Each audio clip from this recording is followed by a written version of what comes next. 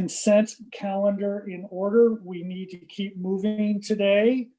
So I received the drawings. Bill, have you had a chance to review that set of drawings? I have not. Okay. I have. And, I have reviewed all the consent item plans. okay, Claire, do you have any comments about this item? No, I do not. I think Okay, we did a pretty good job before it ever got here to consent, so I think it's ready to go, in my opinion. Okay, so can we go to PDF page 58, please?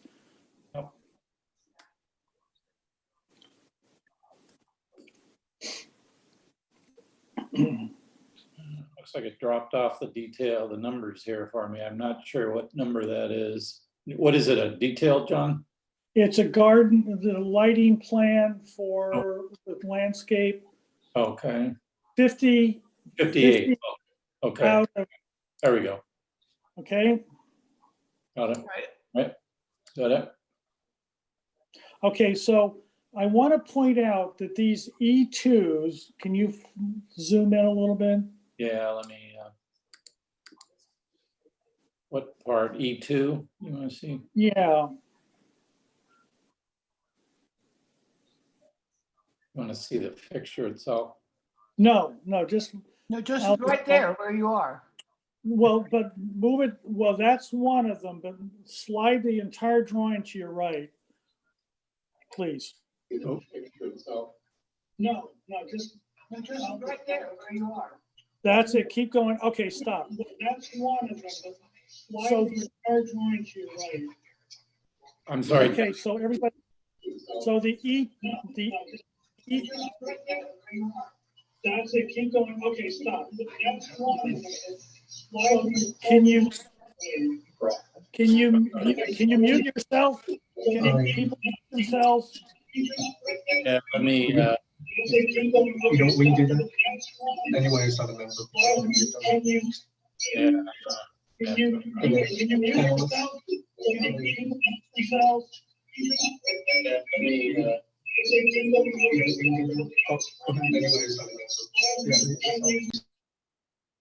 Okay, so I want to point out to everybody, do you see the blue trees right to the right of the main house? Right there. There's a yellow tree off to the left, up in the corner, a little bit to the left, Bill. And then down below that, there's a green tree. Those all have downlights in the tree, one downlight. And I just want to make sure that's one. And then I think it's PDF page 6. Let me just check.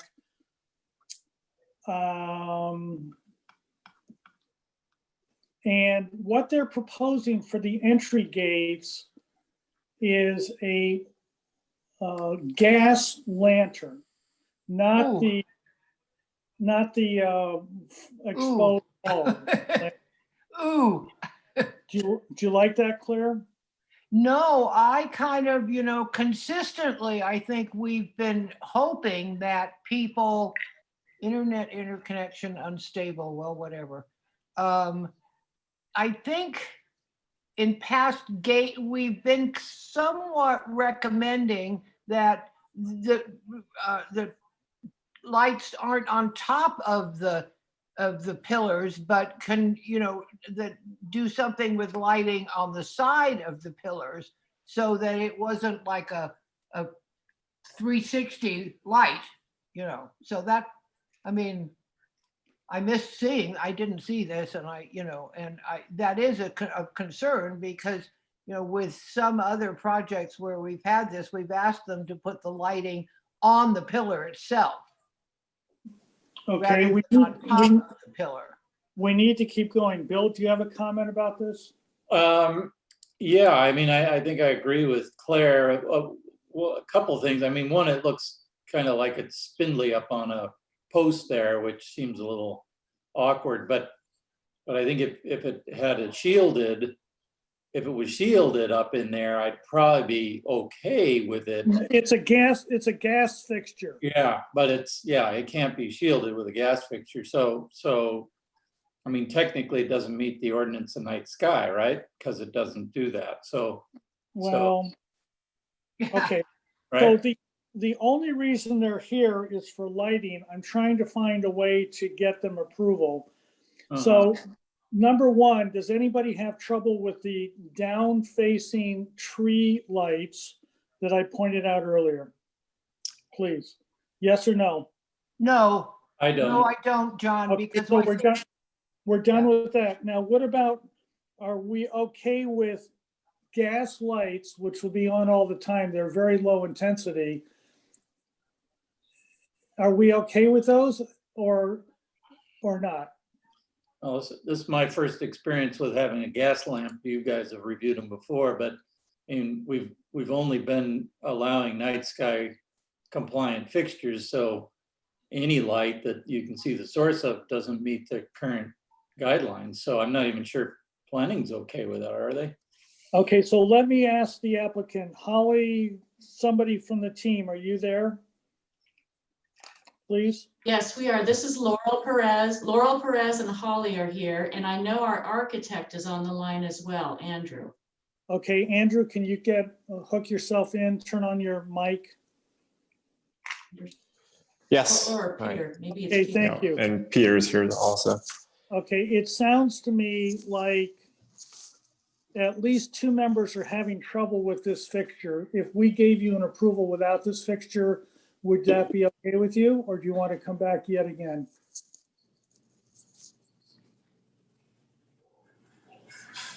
So this is Peter here. Is the issue with the lantern on top of the post? If we went with a gas lantern down lower on the side of the post, would that be acceptable? yes. For me, it would be. I actually did not have a problem with the gas light. Now, full disclosure, everybody, we have a George Washington Smith project coming later on in the agenda, and they have lights on top of the posts. Just, I want to, what's fair for one is fair for all. What's fair Okay, for all. so then the question that I have, John, is this gas light night sky compliant? I do not know. But we Right, so can, that's the it- problem. It does have a shield, so it's not, there are no rays being emanating upwards. Well, And well, we got to keep moving. So we will make a motion that has planning staff verify that. So is everybody okay with them on top, or do we want them on the side because this is not a historical building? I'm okay with them on top as long as they meet night sky. Yeah, I would be okay with that, John, also. I mean, I know we've moved them before, but in this case, I'm okay with them as long as the planners or whoever is going to make sure that they're night sky compliant. Okay, very good. I'm sorry to be rushing people. We have 4 items today. So it sounds, what I will recommend, and board members tell me if I'm right or wrong, we're going to recommend approval as submitted with the planner to verify the gas lamps meet dark sky compliance fixtures, correct? Yes. Yes. And that will happen at the beginning of the meeting if you want to stay on. Otherwise, thank you very much. Stay safe. Item number 2, Tom Bolay, are you on, Tom?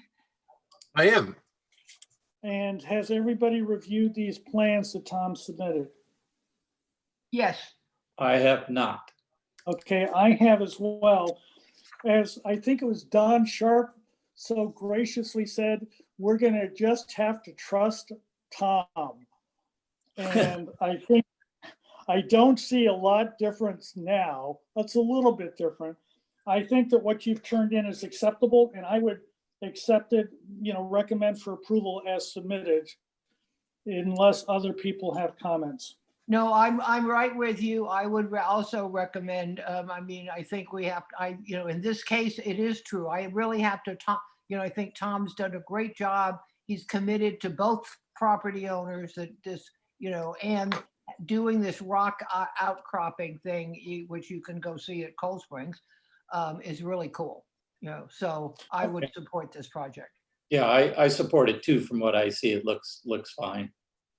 Okay, again, not trying to rush people. We have 5 minutes left and 2 items. So thank you, Tom. We will recommend approval as submitted. Item number 3, I have a conflict with. Thank you. you, Tom. I have a conflict, so Bill's going to take over. Okay. So Claire, did you have a chance to review this one? Yes, I did. Okay. So we're here for final. Oh, Yeah. here's the minutes. That's what I wanted to see. Yeah, yeah, let me bring up the drawings here real quick. And the only thing that we didn't see in here that I didn't see in here was details. Johnny, did you submit details for your panel? I don't see any window and door. The comments related to the header across the new proposed. Right. Saw that, that's fine. Yeah, Right. saw the new door. Right. Yeah, And then I have the sample board for the materials. I That, didn't see any details though for how you're trimming your windows or how these panels are made. Do you well, have any? sorry, I didn't catch that comment, but we're basically mimicking the existing house with the white board trims, and the panels at the front, the existing panels at the front will be replicated for the. For final, right? You're here for, final approval, Johnny. Yeah. And one of the tasks for final approval is that you have to have a working set of drawings or close to set, and you don't have those details in this package. So Right. you're asking us to give you final approval for when you don't have everything you need for final approval, which are the details. I guess I misunderstood. Yeah, that's just part of the typical Part of the deal, requirement in bar, so. Well, but since we're really not reinventing anything, we're replicating to keep continuity of the building. Do these panels exist somewhere already? The bottom row of panels exist. Those exist. Yeah, in fact, it shows in the photos if they're somewhere in the file. So Yeah, no, what- I think we're all really familiar with this. I mean, we're dealing with a planning logistics thing is that this set of plans can go to the building department, and the building department isn't going to be able to, I mean, they'll look at it, but they don't see the details of how the building is being built. Mhm. Because you haven't provided those. I mean, you Right. got to do them anyway. You got to do And them that's anyway. standard. It's standard at this process of the process of for final approval to have your details. Okay, yeah, I guess I misinterpret the requirements for final, which is doesn't necessarily call for construction documents, but I can move this forward if we have ostensibly if we have design approval, then I can certainly come back with the fully developed drawings. Did you have Okay, any? so then that would leave us, Bill, at the place of continuing this project to the Yeah. next agenda on consent with the applicant to return with the details for the building. Yes, And one point of clarification, no additional, the comments have been adequately addressed. yes, I feel they have. Have you, did you? Yeah, no, You yes, lay- absolutely, Okay. absolutely, I have no problem with Yeah. that's why I was asking for the Yeah. you Absolutely. asked for the detail, I was trying to address the items that we had left him with, and he's come back and Yeah. done all those things. Yeah. And I would be willing to give it final approval, except I don't have any details. Yes, I agree. And any lighting, Johnny, if you have lighting that you're gonna do, we need to see that as well. So lighting, colors you have already, details, Yeah. those are the typical. It really is that what's missing from the package are the details. Yeah, looks Okay. like you got everything else, so, yeah. Okay, on to item C4. Sorry to Okay, all right, push thanks. everybody. Let's see, we have a set of drawings with a lot of nice details on them. And I have reviewed this. Has everyone else had a chance to review this, please? I have. No, I missed this one, John. I didn't review this one, but I actually, now I see the plans, I can probably Yeah. be okay with. Okay, I did review these plans and Detail for Cabana. I Right into no, the- I understand what it is you're attempting to do. I think there'll be some very slight changes out in the field. But I think that it's close enough. Clearly, the intent is there. And I would, and it's clearly shown in the details what the intent is. So I would recommend for final approval on this, as long as everybody else is concurs with that. I agree. It looks like Yeah. the details are here. I think we've seen it enough. Enough time. Yeah, nothing has changed there, and the materials and Okay. colors are gonna match, so I think we're good. So we will recommend, and also the gate or pathway or whatever that was down in the lower southeast corner of the gate. property The gate down there. has been removed from this set. Yeah, I don't Correct. see it on this Oh, drawing. good. Oh, Yeah, got they- it. Yeah, the clients opted for privacy and purposes to just eliminate it and keep the hedge row just as it was when you were out there and saw it. Perfect. And thank you Okay. for pointing it out. Very good, thank you. Tipper, you on? Yes, I'm on. Okay, so I'm handing this over to Tip to start the meeting, et cetera. Thank you all. All right. Darren, are you on? I'm here. Hi, Tip. Do we have quorum? I believe so. I see Sam. We've got John, we've got Bill, we've got Claire. That makes a quorum. We've got Don. And Oh, Don, I didn't see you. Hello, Don. Oh, I snuck in here. And then Alex is here. and Dave too, I hear. Dave's here too, yeah. Dave. Okay, that's good to know because on items 4 and 6, I will be stepping down just Oh, to make sure okay. everybody's going to stay on. Thank you. And I'm gonna be stepping down on item 2. Okay. Okay. So let's start. I would like to call the September 17, 2020 meeting of Montecito Board of Architecture Review to order. And first item on the agenda is public comment for items that are not on the agenda. Sharon, do we have anyone in the audience who would like to address the board? We do not. Thank you, Sharon. Close public comment. And on to agenda status report. Go Sharon, to the browser.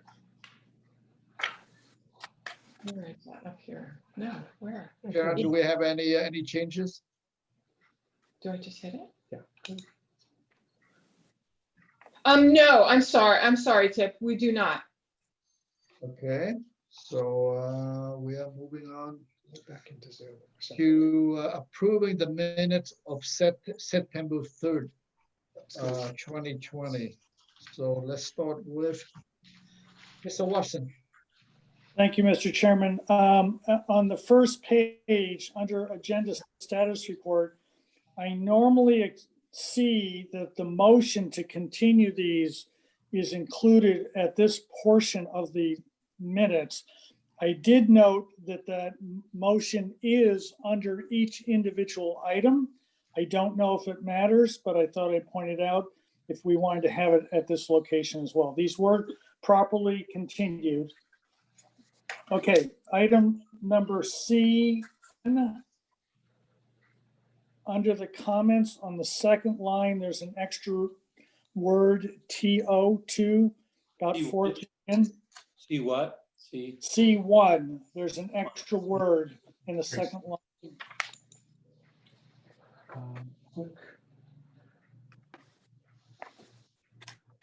Okay, and then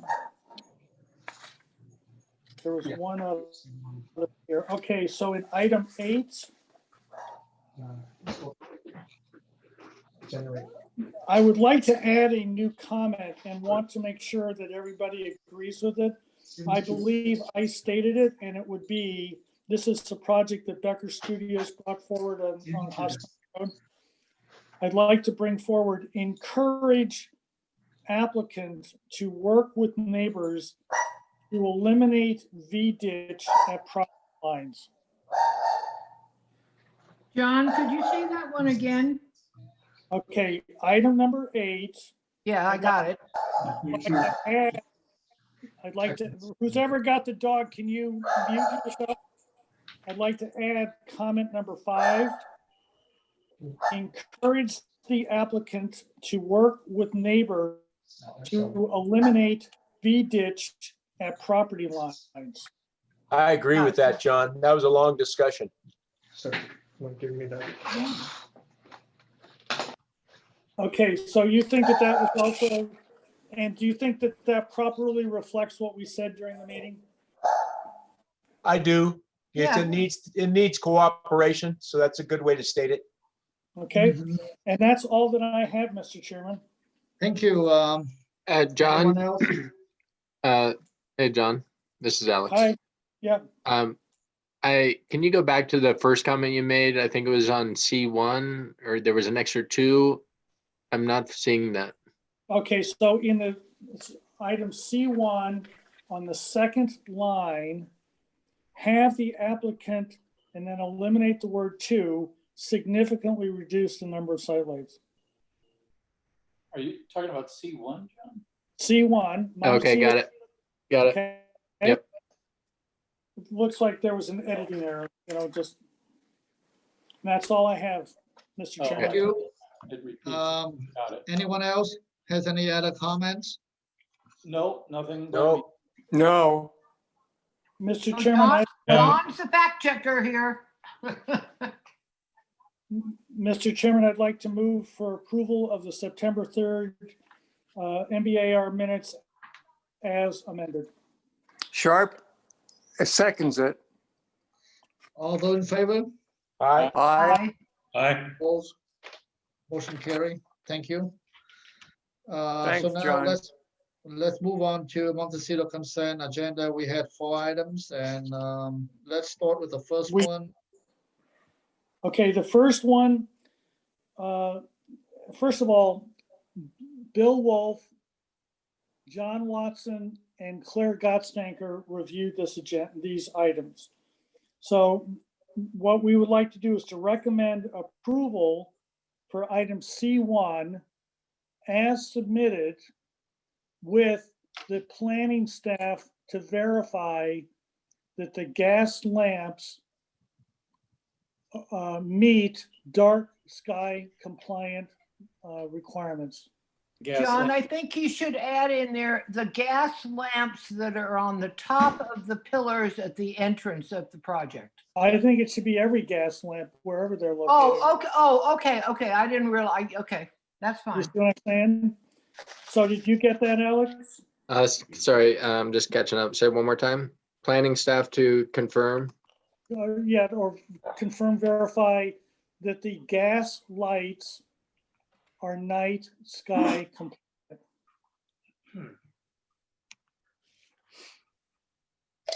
I'll second Yeah. that. Okay. We have motion for approval. I'll We did. move. For All those in favor? Aye. Aye. Aye. item Opposed? C2, Aye. again, IC2 was again reviewed by Claire, Bill, and John.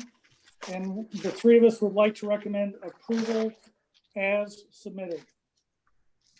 Okay, I'm going to quickly open public comment for item number 2, C2. Since it's here for preliminary and final approval. Anyone in the audience would like to address the board for 842 and 812 Park Hill Lane? Anyone, Sharon? No? All right, I'm going to close public comment and do I have a motion from John? Yes. I'll second that. Second by Claire, all those in favor? Aye. Aye. Bill, you're Carry. doing you're doing C3. Yeah, so Claire and I reviewed item C3 on the consent agenda. And we continued it because the applicant did not have the details that we needed to see for final approval.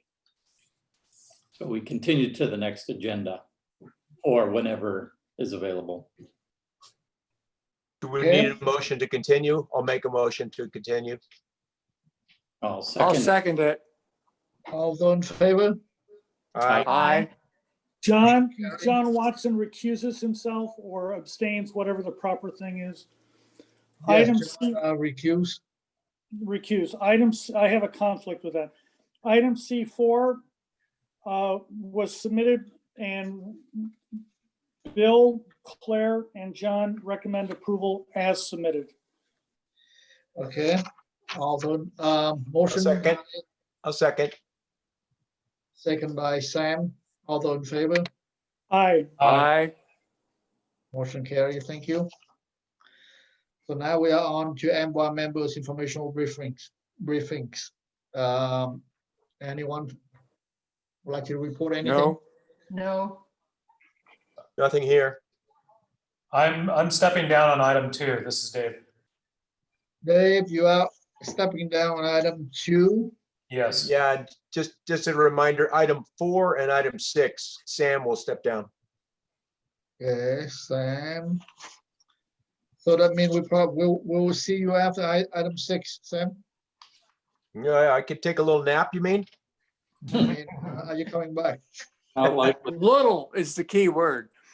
Little, no, I'll be here until item 4, and then I may not come back for 5 if we have quorum, but then I'll be back after 6, yeah. All right, thank you, Sam. Okay, that's it for now, and then we are moving on to staff update. Alex, Just to let you know, the Montecito Planning Commission approved the Olive Mill Roundabout yesterday. yay! Wow, that's big. okay, so does that mean it will start construction in 2022? That might be a little ambitious, but we'll see. It will come back to you all for preliminary final BAR. One of the comments they had is that or conditions they were put on the project is that the trees on the center island of the roundabout be field grown olive. Okay, that's good. That's it, Alex? Yep. Okay, good. So now we are on to the standard agenda, and we are on to item number 1. The address is adjacent to 1745 Funnel Point. Is the applicant online? Morgan? We're here. We're here. Yeah, your name for the record, please. Morgan Jones. I'm on Ron Benzel's computer. And Ron Benzel's here as well. Okay, and this item will be here for the first time. We heard it from the board. The project is for the replacement of an existing bridge and restoration of a portion of the bed and banks of Romero Canyon.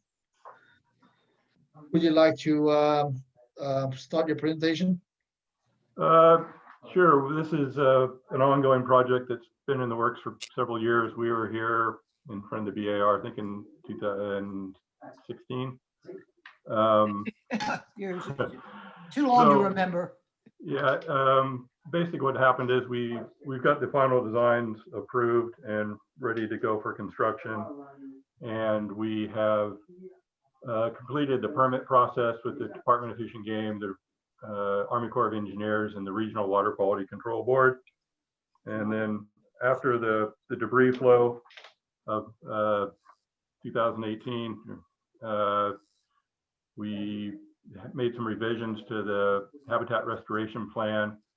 One area was excluded, and all the planting now occurs in one area, which is kind of upstream of where the fish passage improvements are located.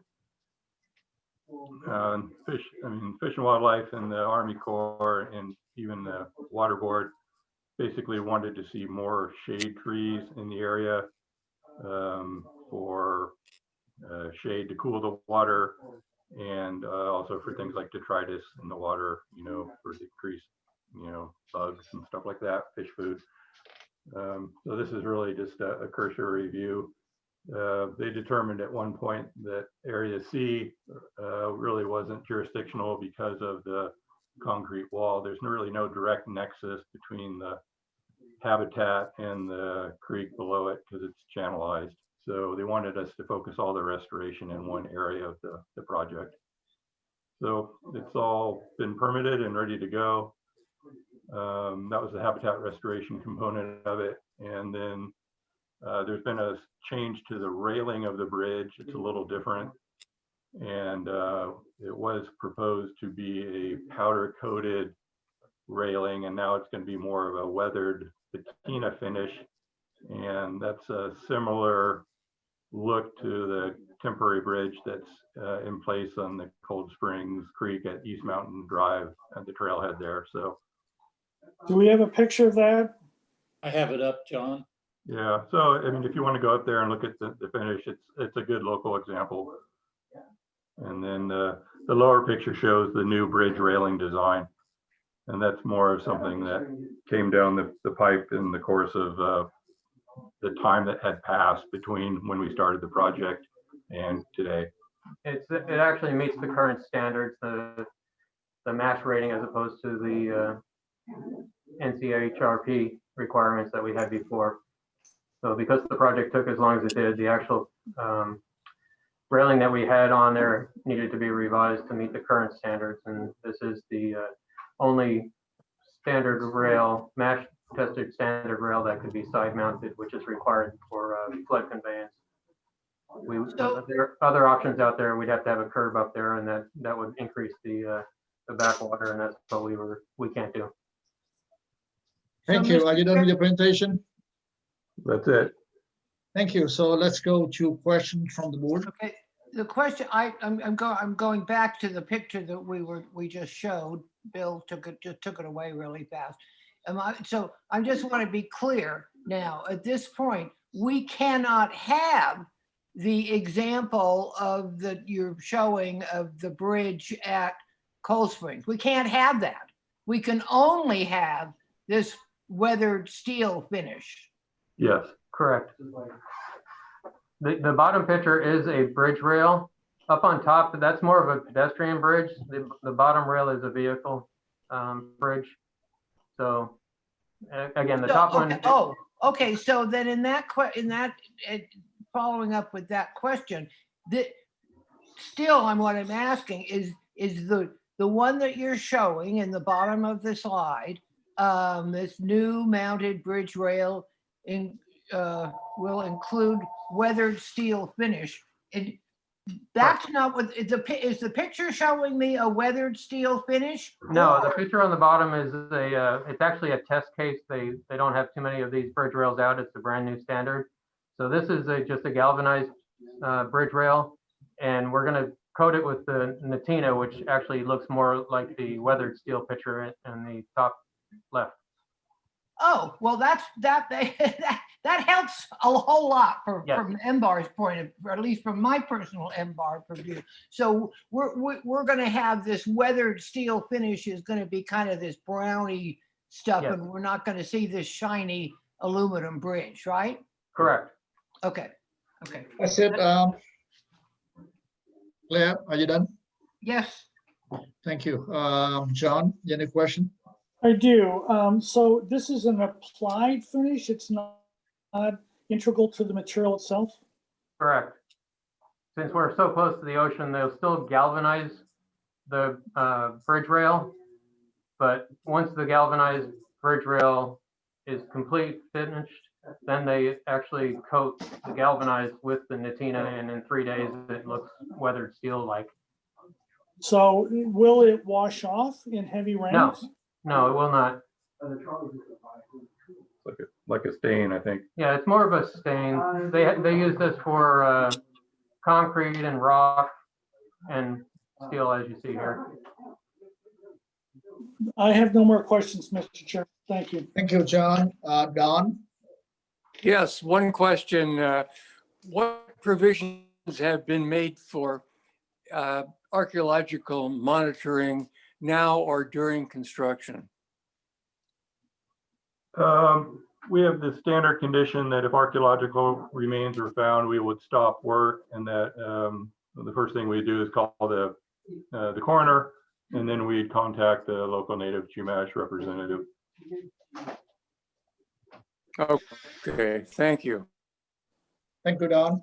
Dave, No questions, Tip. Thanks. thank you. Sam, Yeah, just real quickly. So the new standard is that 4 rail that we see galvanized photograph. And how high is that new standard? Have to have that tall, that many rails, or could it be a little fuller look by any measure? Yes, that is the standard. It's actually 3'6" or 42 inches high, which is what's required. Okay, so it's a full height and that'll be coated. I get that. Correct. What type of trees? You said you had to add trees, bringing in Yeah, kind of a. we I couldn't basically tell, have, the drawing was very small. Yeah, we have white alder trees, Fremont cottonwood, coast live oak, western sycamore, and sandbar willow. And they're all 1 gallon with the exception of the sycamore trees, which are 5 gallons. Okay, so there's 4 different species of trees, so that'll create quite a shade cover. I just couldn't tell. The drawing was so small on my screen. Yeah, Thank you. that's the intent. No more They wanted questions. more deciduous trees. Thank you. thank you, Sam. And Bill, Yeah, just to kind of recap. So essentially, this is the rail that you got to do, that we're going to look at, and it's going to have the weathered steel finish on it. And there are really no other options. It sounds like that's the one that's approved and affected. And the position of these supports are where they're going to be. So really, it's just the finish, I think, that we're looking at this point, sounds like. Correct. Okay. Okay, that was all. Thank you. thank you, Bill. So we're going to open public comment for item number 1, the Funnel Point Bridge replacement revision. Sharon, do we have anyone? Yes, we do. We have Mr. Amspoker. Yes, can you Please, hear me? Hi, can you hear me? Yeah. Yes, we can. Good afternoon, members of the board. My name is Todd Amspoker. I represent True Horizons, which is the owner of the property where the bridge replacement is going to be, including the mitigation area where the planting is upstream of the bridge, and also the owner of the original mitigation area, planting area downstream of the bridge as well. It's all on my client's property. We're asking that this decision, that no decision be made today, and that you defer this issue and have it go back to the Planning Commission for issuance of a new CDP or coastal development permit. This is a bridge replacement project, as you know. My client owns the property. My client lives on the property. The property was significantly affected in the debris flow in 2018, and a lot of material and debris was left against on the upstream side of the bridge, and the bridge was almost washed out. We appreciate the fact that the bridge needs to be replaced. There's no doubt about that. But we've got significant problems with the mitigation planting on this. The original plan, which your board already has approved in 2016 or 17, I forget the year, provides that there would be mitigation planting on both sides of the bridge.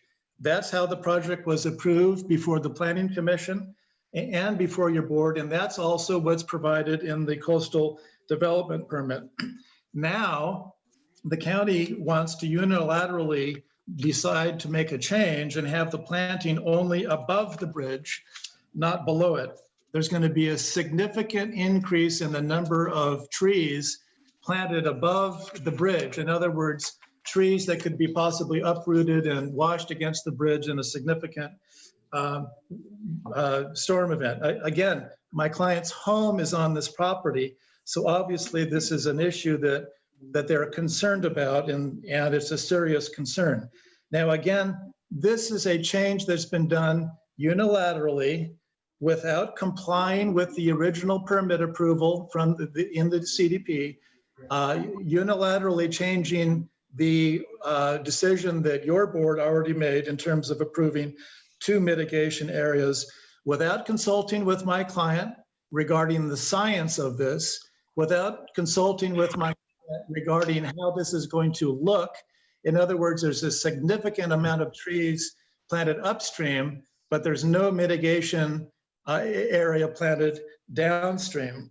The permit approvals simply don't allow this. And I think that my client should be satisfied that what the county is proposing to do is a safe plan and that the bridge will properly operate in a significant rain event. So just to conclude, what I'd like to ask you to consider is, what if the shoe were on the other foot in this situation? What if the county owned the property where the creek work was going to be, where the mitigation area was going to be, and that my client wanted to repair a bridge that went to her property, and she was making an application to repair the bridge, and there was therefore a requirement for mitigation planting next to the bridge. If my client wanted to unilaterally change the mitigation plan without consulting the county and say, okay, we're only going to mitigate on one side of the creek, I can assure you there would be an uproar. The county would never approve that. The entire matter would have to go back to square one for approval, in this case for a coastal development permit. We're simply asking. Bill, stop wiggling around. We're Sorry. asking that because the county is the applicant, that the county be treated just like any other applicant. This matter has to go back to square one. The CDP has to be modified. My client, whose property the location is on, has to be consulted, and there has to be adequate proof provided to the Planning Commission. So that's all we're asking. The county needs to treat this application as it would for any other applicant. Thank you. Thank you for your comments. Sharon, anyone else? I don't believe so. Let me check on one person who's phoned in. Hello, can the person who phoned in, can you tell me what project you're here for?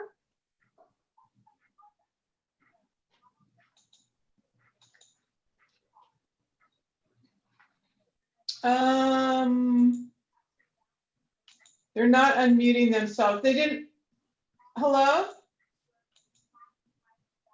Can the person who phoned in identify themselves? So if you. Am I unmuted now?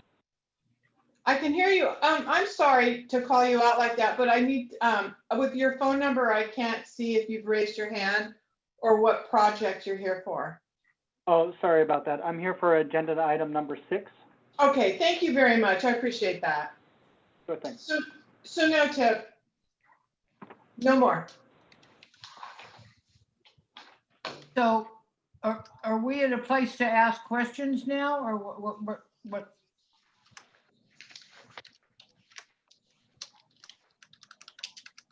Tip?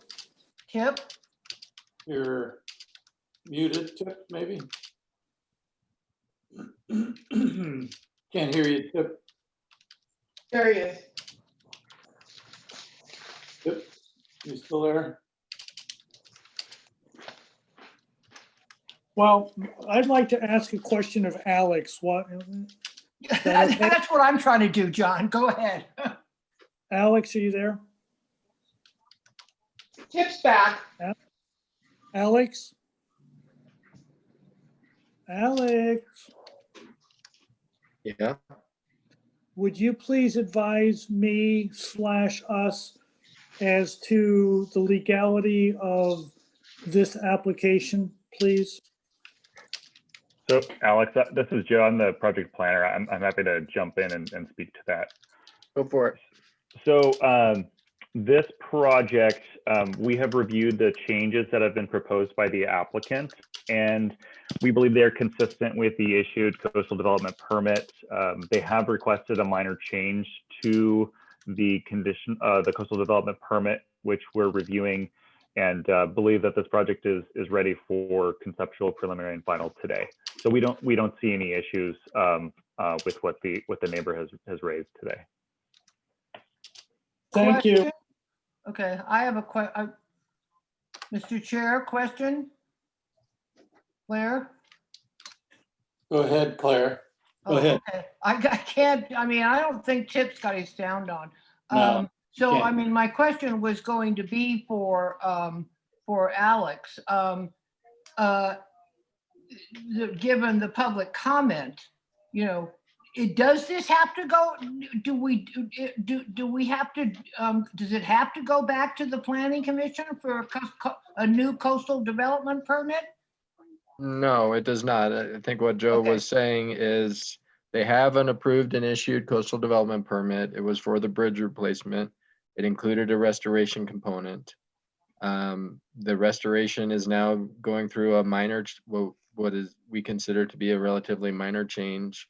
It does not need an entirely new permit as part of that process. So Okay. it's before you today to review that minor change to the restoration component. But no, the existing permit, staff has determined to still cover the scope of the work. And we stand by our prior approvals and think it can move forward. Aaron, can you hear me now? Yes, we can. Okay, thank you. So let's Jerry, close the bring it door. back to the board and for comments. So let's start with Don. Yes, I think that the county's recommendation is good, and I have no further concerns about the project. Thank you, Don. John?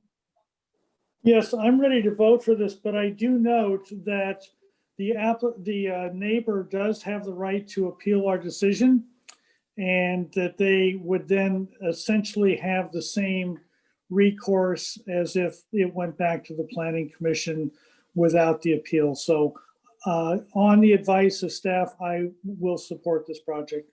Thank you, Don. John? Claire? I'm supporting the project. Thank you. Dave? Yes, I had the same position as John just outlined. Thank you, Dave. Sam? Yeah, I have one additional question I didn't get to ask. Was there with the original layout, not this amended one, was there the ability to plant anything on the lower side of the bridge? Or is there no room? And did I hear that it is a channel? It's a concrete channel, so there's no additional land or space or balancing of the either side of the bridge? Alex, can you help me with that? I think Morgan is in a better position to respond to that as far as. Okay, the yeah, sorry, I options. didn't know who, on the, I guess the south side of the bridge, the downstream side, is there room for additional planting, and was that ever proposed in the scheme of this solution? Yeah, hi, this is Morgan with the Santa Barbara County. First question or answer would be that the channel is concrete below the bridge, so it is a concrete Okay. line channel. And potentially it could be there is room for planting there, but really what happened is the water board determined that it wasn't really jurisdictional because there's not a direct nexus between the bank and habitat and the creek. It's basically a concrete channel versus the Well, upstream where and then the I guess a planting- follow-up to that, Morgan, thank you for that answer, is the planting that is proposed, it seems adequate and it's encouraged to be at that level. Is that been reviewed by flood control, and are they okay with that amount of biomaterial in the flood channel or in the actual water stream channel in terms of, flood aspects? Yeah, we've talked to flood control about the project, and basically they don't want us to plant trees within the 15-foot width of the flow line, and we are not. There's 2 fish passage and grade control structures that are about 20 feet long. And we had proposed sandbar willows at the end of the grade control structures, more for stabilization of the bank. And they're small trees that can be blown over in a flood event and stand back up. The plan you're looking at now is not really done to scale. It's just more for a generalized planting plan. But essentially the 2 L-shaped elements you were looking at are about 20 feet long. And the flood control requested that we not plant trees within 15 feet the width of the flow line. So, Okay, yes. thank you. That helps me understand that it's been vetted with flood control, and the safety aspects of the flood channel and the stream channel have been verified essentially by county hydrologists. So I'm in favor of the recommendations, and reiterate that if the landowner has concerns, they have the ability to appeal, just like it's already been said. Thank you, Tim. Thank you, Simon. I do agree with all the comments. So I don't think we can vote on this. It just. Yeah, no, it is concept prelim final. You can vote. Oh, we can vote on it. So can I have a motion? Mr. Chairman, I will move for preliminary and final approval as submitted. Second. Second by Claire. All those in favor?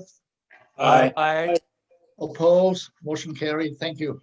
And Alex, how many days does the neighbor have? 10 days. 10 days. Calendar or work days? Calendar days. Very good. Thank you.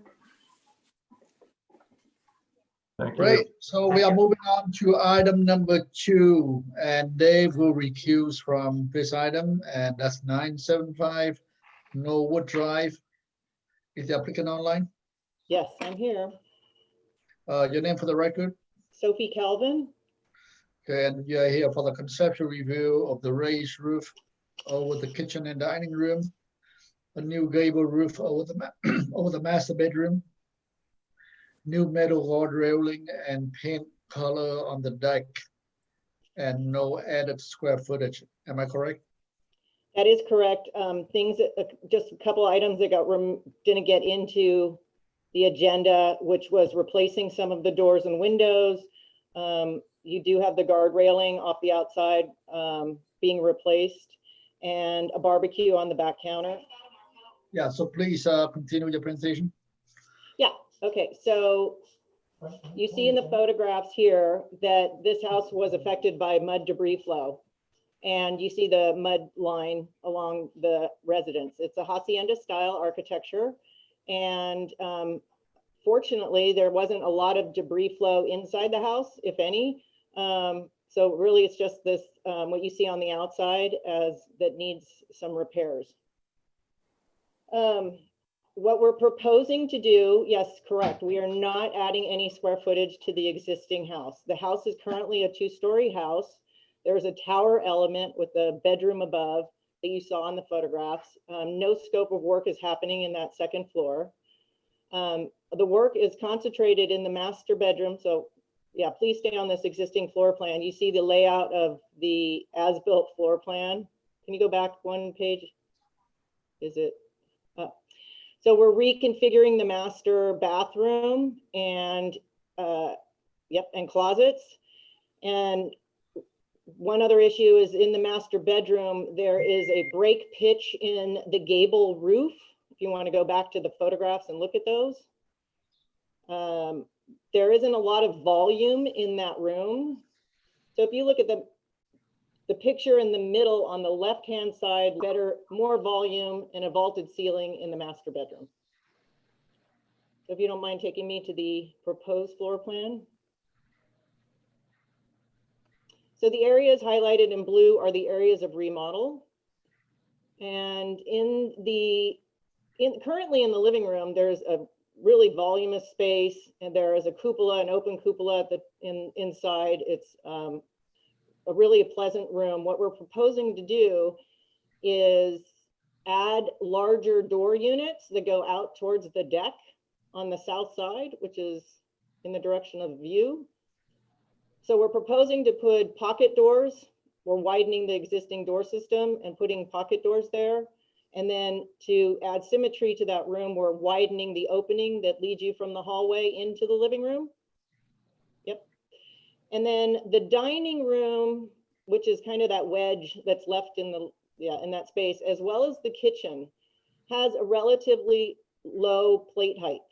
What we're proposing to do is match the plate height on the south wall of the living room, which is 10+ feet. So what we're doing is we're taking the roof off of the dining room and off of the kitchen and just changing the pitch to be shallower, which is increasing that plate height by approximately 30 inches.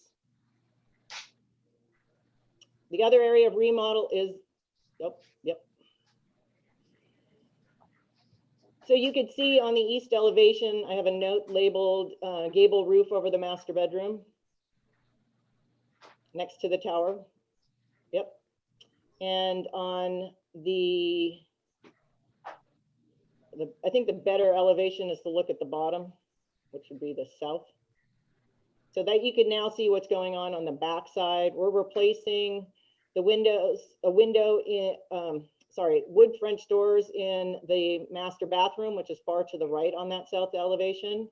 We're adding an additional French door next to it. And then you see the larger pocket doors in the living room.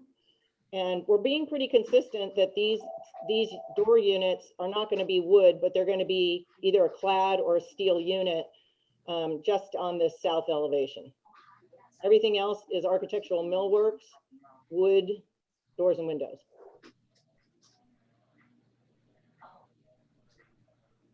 So you could see if you don't mind staying on that page, you could see the existing elevation, the bottom one on that page. And you can see that there are newel posts, there's posts that are supporting a wood railing, and there is a wood pergola coming off of the roof of the living room. It's not in great shape. It needs repairs. The railings as well need repairs. So just to clean it up a little bit, you could see that we're transforming that patio railing into steel railing, and we'll still have a pergola that will be coming off that side for shading. And if you don't mind going to the next page. This is just more taking the plans a little bit further, door and window schedules. The client is proposing to change the color of the plaster to a soft white. We will have colors at the next meeting. And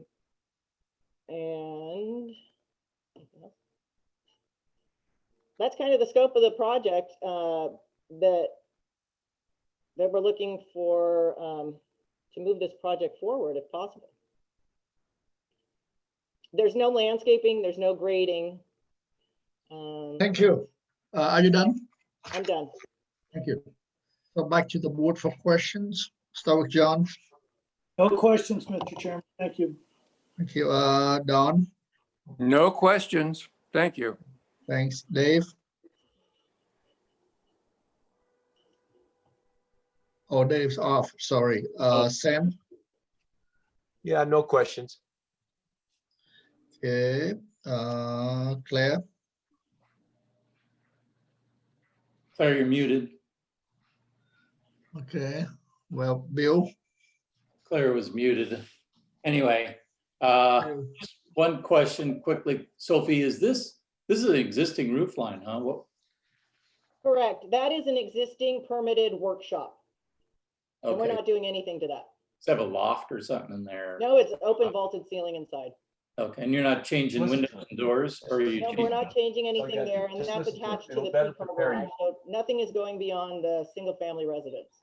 Got it. Okay, that was it. Thanks. Thank you, Bill. Okay. Claire, So Claire, any questions? The only question I had is that, Sophie, you said it's going to a soft white, which is kind of this, I think from the pictures, that's kind of what it already is. What is what the windows, what color? I mean, they're dark. They're like a black in the photos of the existing house. Are you going to continue that color scheme with a different color white, but still having the dark surrounds on the window? I mean, So the trim, the sash and the jamb and everything of the existing doors and windows that was done by Arc Millworks is kind of a gray blue. Right. Picture doesn't really represent that. That's going to stay.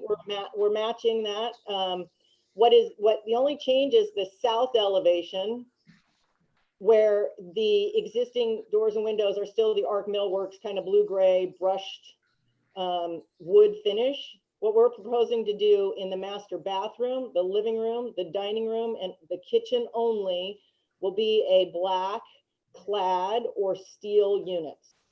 Okay, thank you for clarifying that for me. Thank you, Claire. Okay, so I'm going to open public comment for item number 2, 975 Norwood Drive. Sharon, do we have anyone? I don't believe so.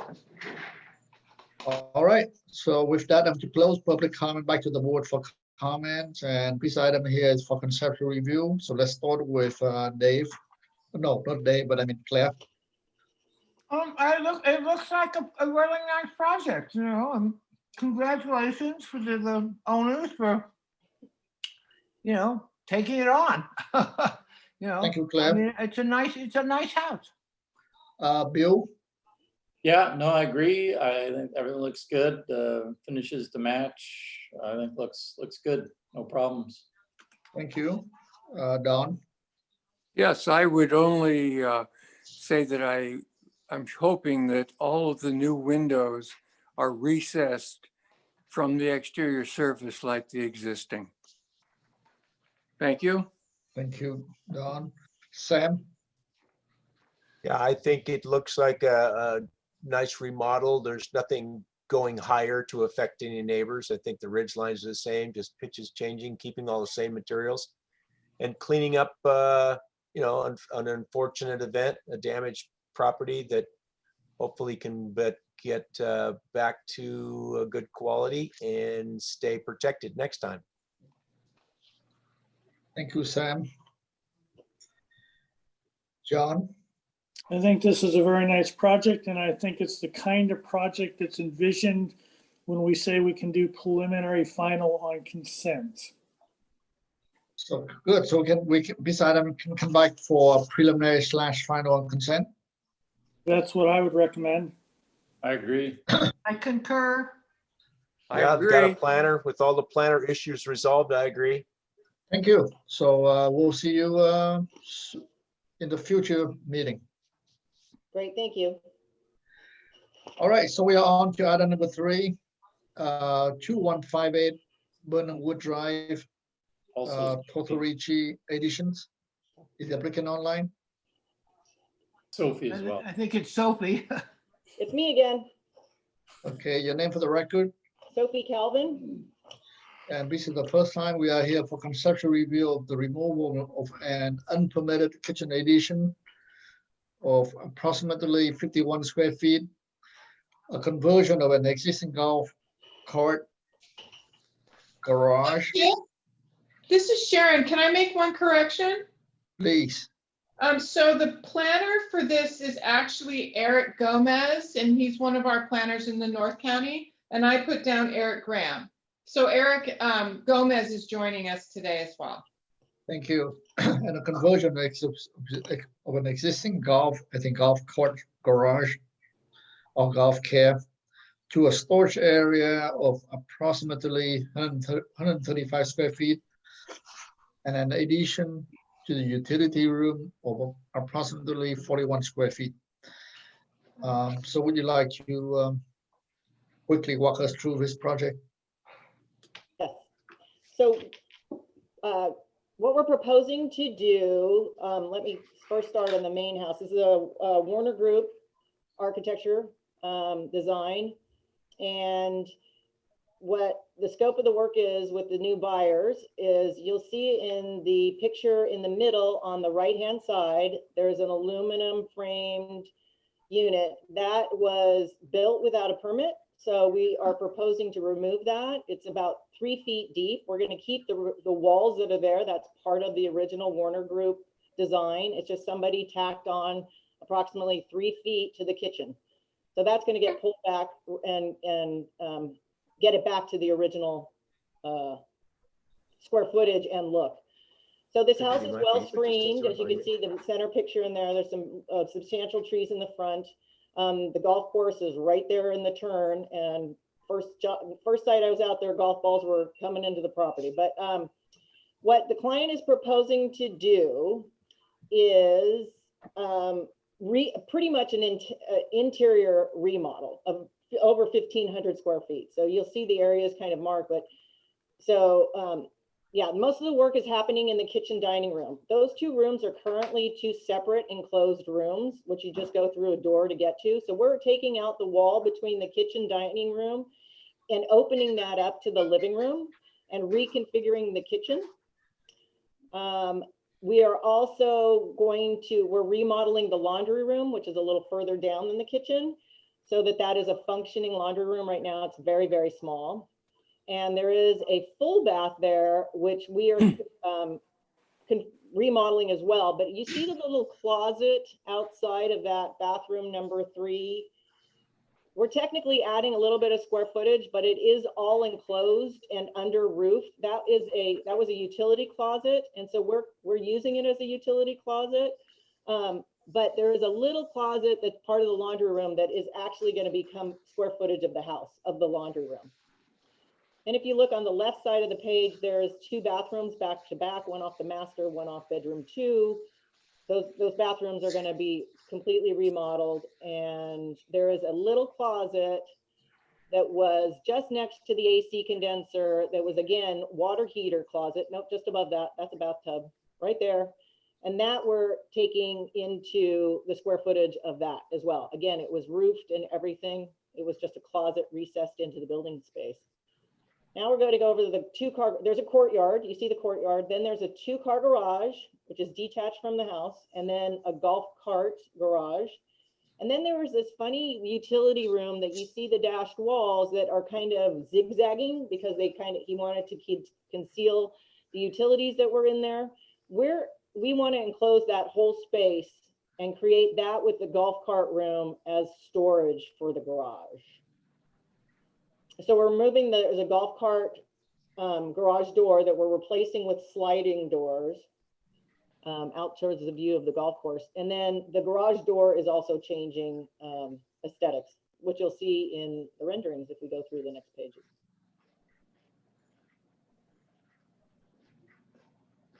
That's the existing roof plan. That's the existing elevations. And now the renderings of what's being proposed. So the biggest thing the client wanted aesthetically was the living room. You see in the north elevation, that outline framed area, that exists. And there are large window units that currently sit there. Unfortunately, they are not in good order, don't function very well. So the client wants to replace all the glass with the 3 units that you see in the living room that will be sliders. And the 1 unit that's in the master bedroom, again, with the same look of the windows.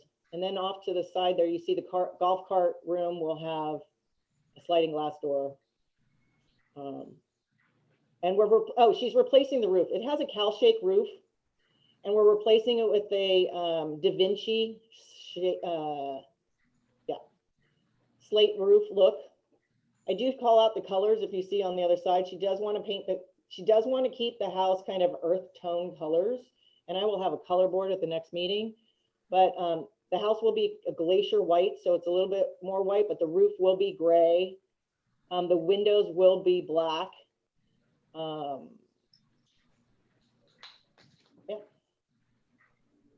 And if you don't mind just looking at the other elevations. The garage doors you see, currently it's a paneled garage door, and now we're making it aluminum door with fixed panels. We did go to Burnham Wood. They approved the project. The only comment they wanted was that those windows in the garage need to be frosted. Thank you. Are you done? I am done. I just want to comment that there is no grading and there's no landscaping. All right, appreciate that. Okay, back to the board for questions. Let's start with Bill. Yeah, I don't think I have any questions. Thank you, Bill. Dave? No questions, Tip. Thanks. Thank you. John? No questions, Mr. Chairman. Thank you. Don? Yes, good presentation, Kelvin. Thank you. No Don. questions. Sam? No questions. Claire? No questions. Great, moving along. Open public comment for item number 3, 2158 Burnham Wood Drive. Sharon, do we have anyone in the audience? We do not. Okay, I'm going to close public comment back to the board for this item here for conceptual. So start with Sam. Yeah, I think this is a nice looking interior. Nothing is changing except upgrades on the windows and consistency for the roofing. So I have no concerns. Thank you, Thank you. Sam. Anyone else have different comments? No, I have no concerns. My one question Sophie answered was whether Bernard Wood has signed off on this. And given that they have, I think that we just move this along as quickly as possible. Okay, Mr. Chairman, yes. there are actually two houses on the street that I live on that are very white. And I think that it is a mistake of this board to approve houses that are really, really white. I don't know if other members agree with me, but I'd like to at least put that out there. And then once that discussion has happened, I would suggest, just like the last project, this onto the consent calendar for preliminary and final. But I am interested in what other members say about the color. Thank you. So I would agree with Mr. Watson, because all over right now, it seems to be that the color palette that everybody wants in 2020 is white with black trim. And there's a couple of projects that have been built around the community, and I would agree with Mr. Watson that we need to, let's get this white a little bit muted, a little bit something, so it's not this stark white with black trim. It's becoming irritating to me. So I'm with John that it was, it would be, yes, come back for preliminary final, Sophie, and actually really have a look at the color of this. It could be just slightly muted. This stark white is just not happening, in my opinion. Okay, so that's a comment. Oh, well, that was a question, but okay. No, we see the comment. We are in We're in comments. comments. Okay. All right, does Bill or Dave, any comments? I mean, I tend to agree, typically, white, certainly, I think a lighter color is fine, certainly than what's there, only because it's single story and it's pretty well screened with planting around it. So I'd be okay with a lighter color than is shown there, but maybe not white. I like the rest of the color palettes, a gray roof, the dark trim is fine, but maybe something with a little cool or a little warm in the white would be preferable. But the rest of it looks fine. I could support bringing it back for final on consent. Preliminary and final on consent, I guess. Okay, thank you, Bill. Dave, you any comment? I like the project. I personally don't have a problem with white, as long as it isn't too bright and reflective. So I would chime in and ask that the next go around they provide the actual color and demonstrate that it's not going to be too reflective. But in general, I think white's a good color. Thank you. So this project can come back on consent for conceptual, no, for preliminary and final, with the applicant to restore the exterior plaster color. Great, thank you. Thank you very much. On to item number 4, 770 Hot Springs Road. Is the applicant online? Yeah, and I'm stepping down on this one. Thank you, Sam. Thanks, Sam. Philip Suding is here. Hi, Philip. Anyone from Appleton?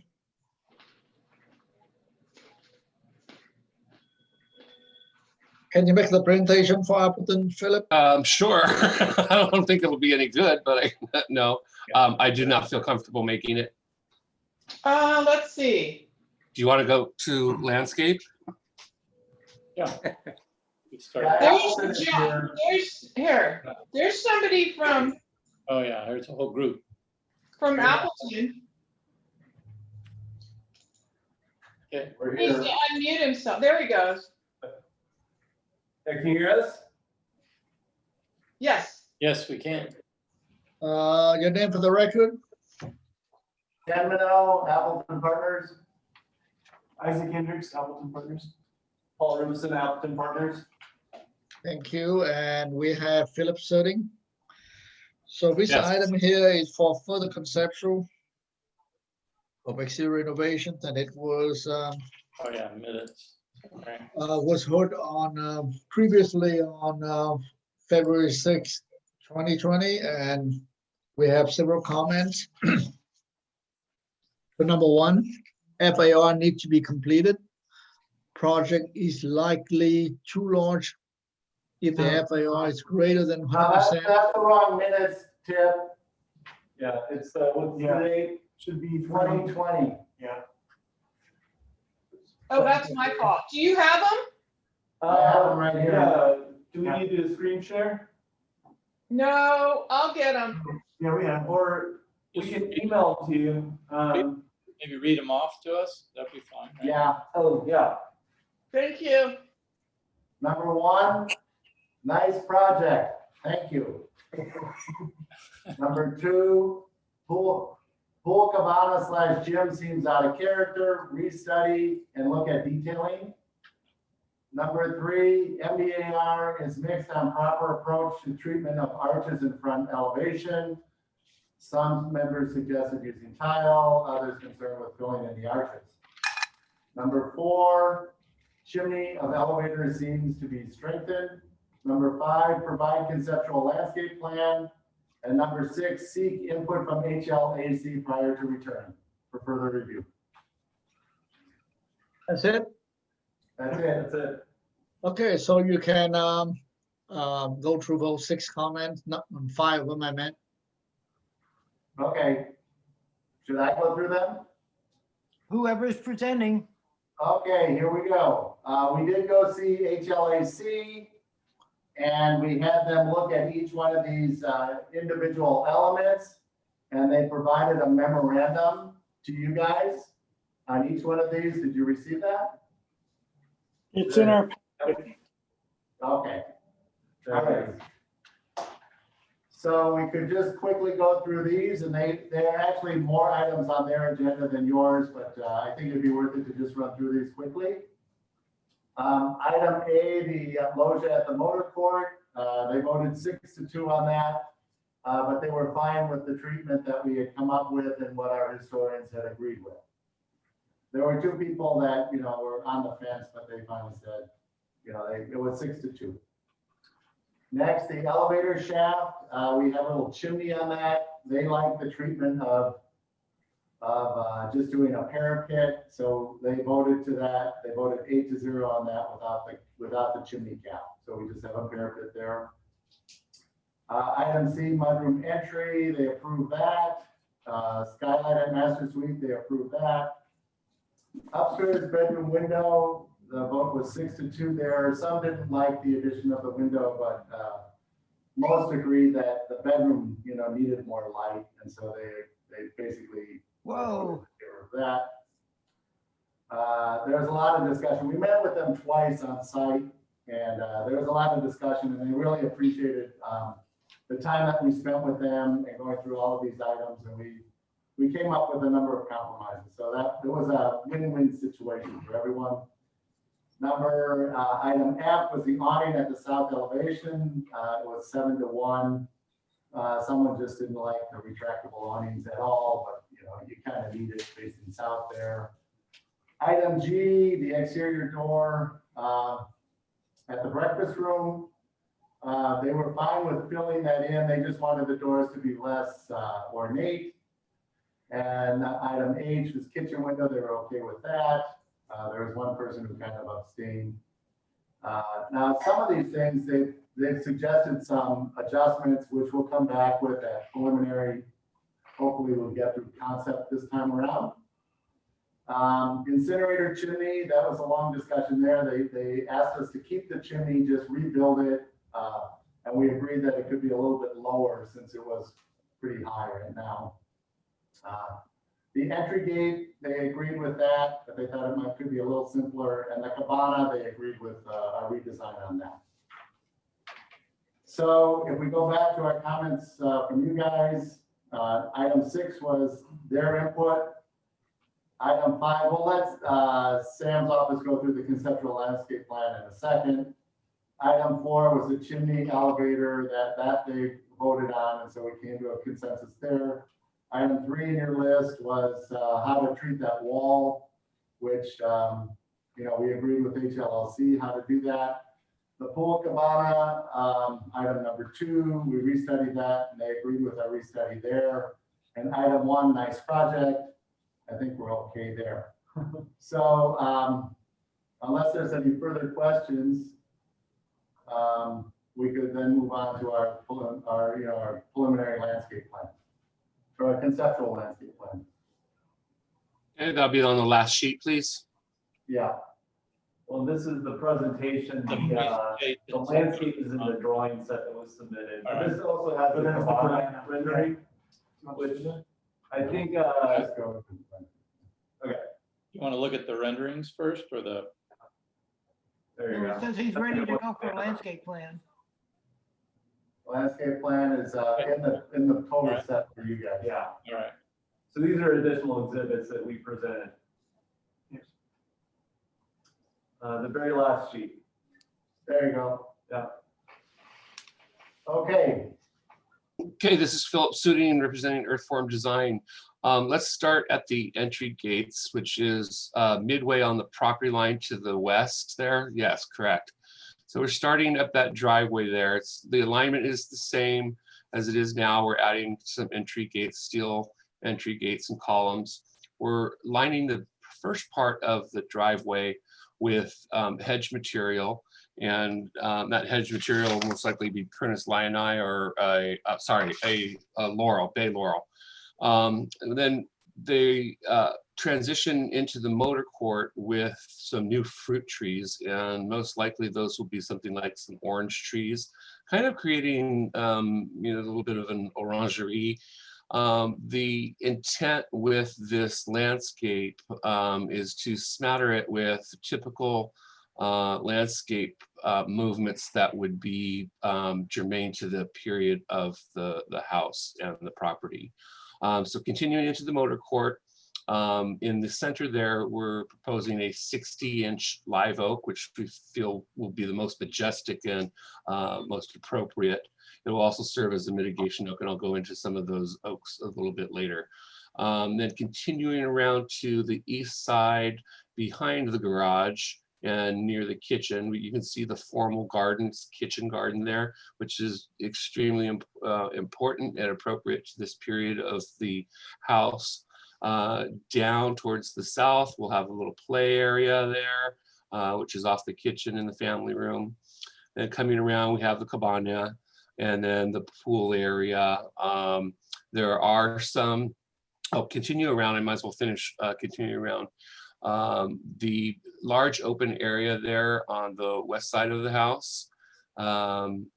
There we go. That'll be more of a natural sort of wildflower area at this time. The entire property will be screened with infill hedges and new hedges.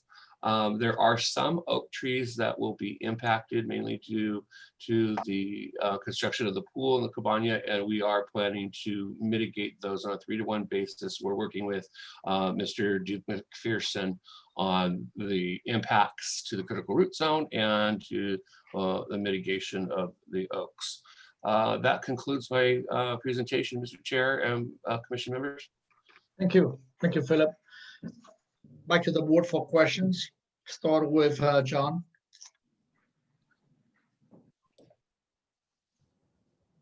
John?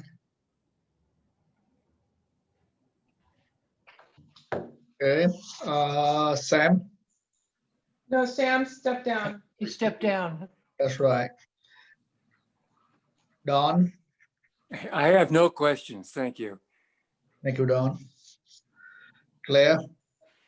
No questions, I don't think.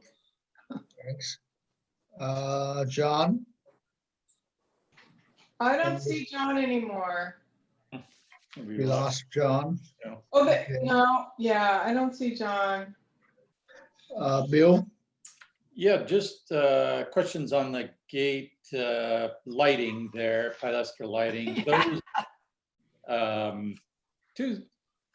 two things. Is that the right size, I guess? Is that the scale size? And you show a bulb in there like that.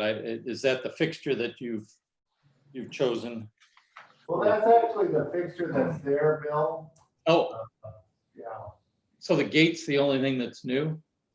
Well, and the columns are rebuilt in order to support the gate, but the fixture is just refurbished with what's there.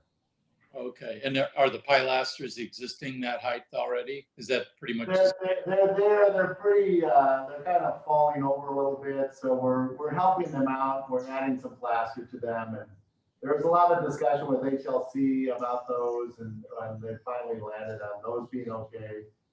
They did think the gate itself was a little ornate, but that was their suggestion that maybe we take some of the, maybe some of that off. But Simplify it a little bit. we would come back. Hopefully, if we get conceptual this round, we would come back with maybe a change or maybe not. They weren't strong on it, but they just thought it might be nice. It was a little less decorative. That's all. Okay, you're just here for conceptual, so, okay, got it.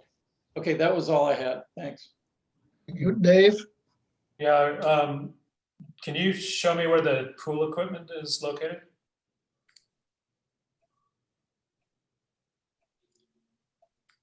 I believe we were gonna put it down. Not on the top of our head. It's behind the cabana. Yeah. Yeah. And we can note that on the next. So then I'll. Yeah, back there. Okay, Yeah. that'd be helpful. And then I was just wondering if you could just quickly show the drawings, the elevations of the elements that you talked about, and just so to help you refresh my memory. Okay, maybe go through the presentation to the design review board for the HLAC. Oh, okay, instead of the drawings? I mean, I think I'm fine with everything, but we didn't get a clear look at everything. It'd just be good to see that. Okay. Doesn't have- We could do it here too.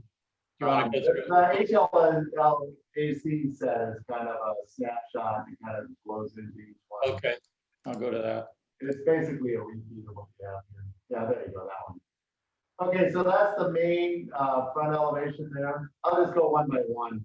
Yeah, and you don't have to do too much. You've already talked about it. Just show All us. right, so there you go. That's the infill panels there, and that's the detail of the elevator at the top that we all agreed upon.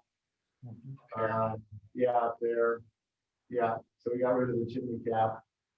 And then this is the mudroom door that's got the glass panel in it. That's the garage door. We put some wrought iron railings there. This was existing. This was existing. For the. Yeah, and yeah, at the back, the existing doors had infill in them. Right, next one. So these were just slides for them to kind of look at it. This was our rendition of the back elevation with the doors in there. We actually updated the awnings for them, but we couldn't update your drawings. But the awnings are a little bit deeper and stick out more than that. Something that would cover that porch. But those two doors, that's the one they thought those two doors could be less ornate, less muntins. Too many muntins, as they say. There's your gate with your existing lights on there, Bill. Oh, yeah. Yeah, and then the columns were stone and painted stone, and we managed to convince them. Well, wait a second, this. Put some plaster on there. Yeah, when they get rebuilt. But that's the light fixture, we got a pair of those. And then that's the cabana, and then that's it. This was just a picture of the existing garage doors. We replaced them with wooden doors that are roll-up doors. Thanks. So that's them apples. Thank you, Dave.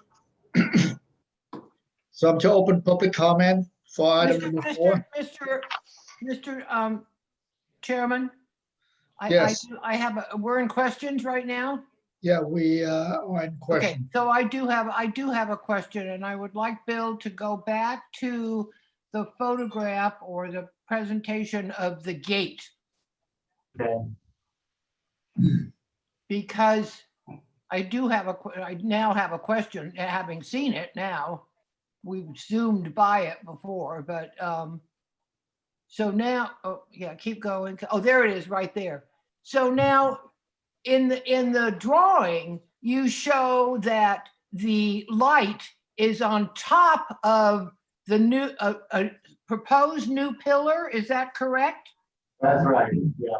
So, but in this photo, so this fixture is historic to the house, you know, but I really want you to look at and see whether this is having that fixture on top of the pilaster for the gate is a whole different, for me, is a whole different thing than having it low down with a backdrop on it. So would you guys look at that? Because I'm not clear whether this fixture will meet the new guidelines as dark sky compliant. Okay. So, Thank you, Claire. yeah.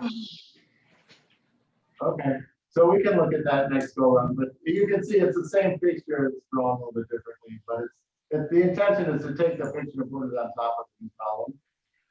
Yeah, yeah, but this fixture may not be inside of the new guidelines with dark sky compliant. You may not be able to use this picture, or you may. I don't know. But I would just like to, before you come back the next time, to have a look at that, because we've had a couple of questions earlier with consent items, and so that's why I'm zeroing in on this. And you're saying it's historical, and it may be, you know, but then it doesn't fit. It's not shielded. It's not. I mean, so I don't know. It's just kind of a funny situation here. All right, Claire, thank you. So let's open public comment for item number 4, 770 Hot Springs. Sharon, do we have anyone? We do not, but John is back. John, oh, John's back. Yeah, John? Yes, can you hear me? Yes. You have any question, John? No, thank you very much for asking, Mr. Chairman. Thank you. So we have no one in the audience, so I'm going to close public comments and back to the board. This item is here for further conceptual. So let's start with Sam. Oh, he had to step down.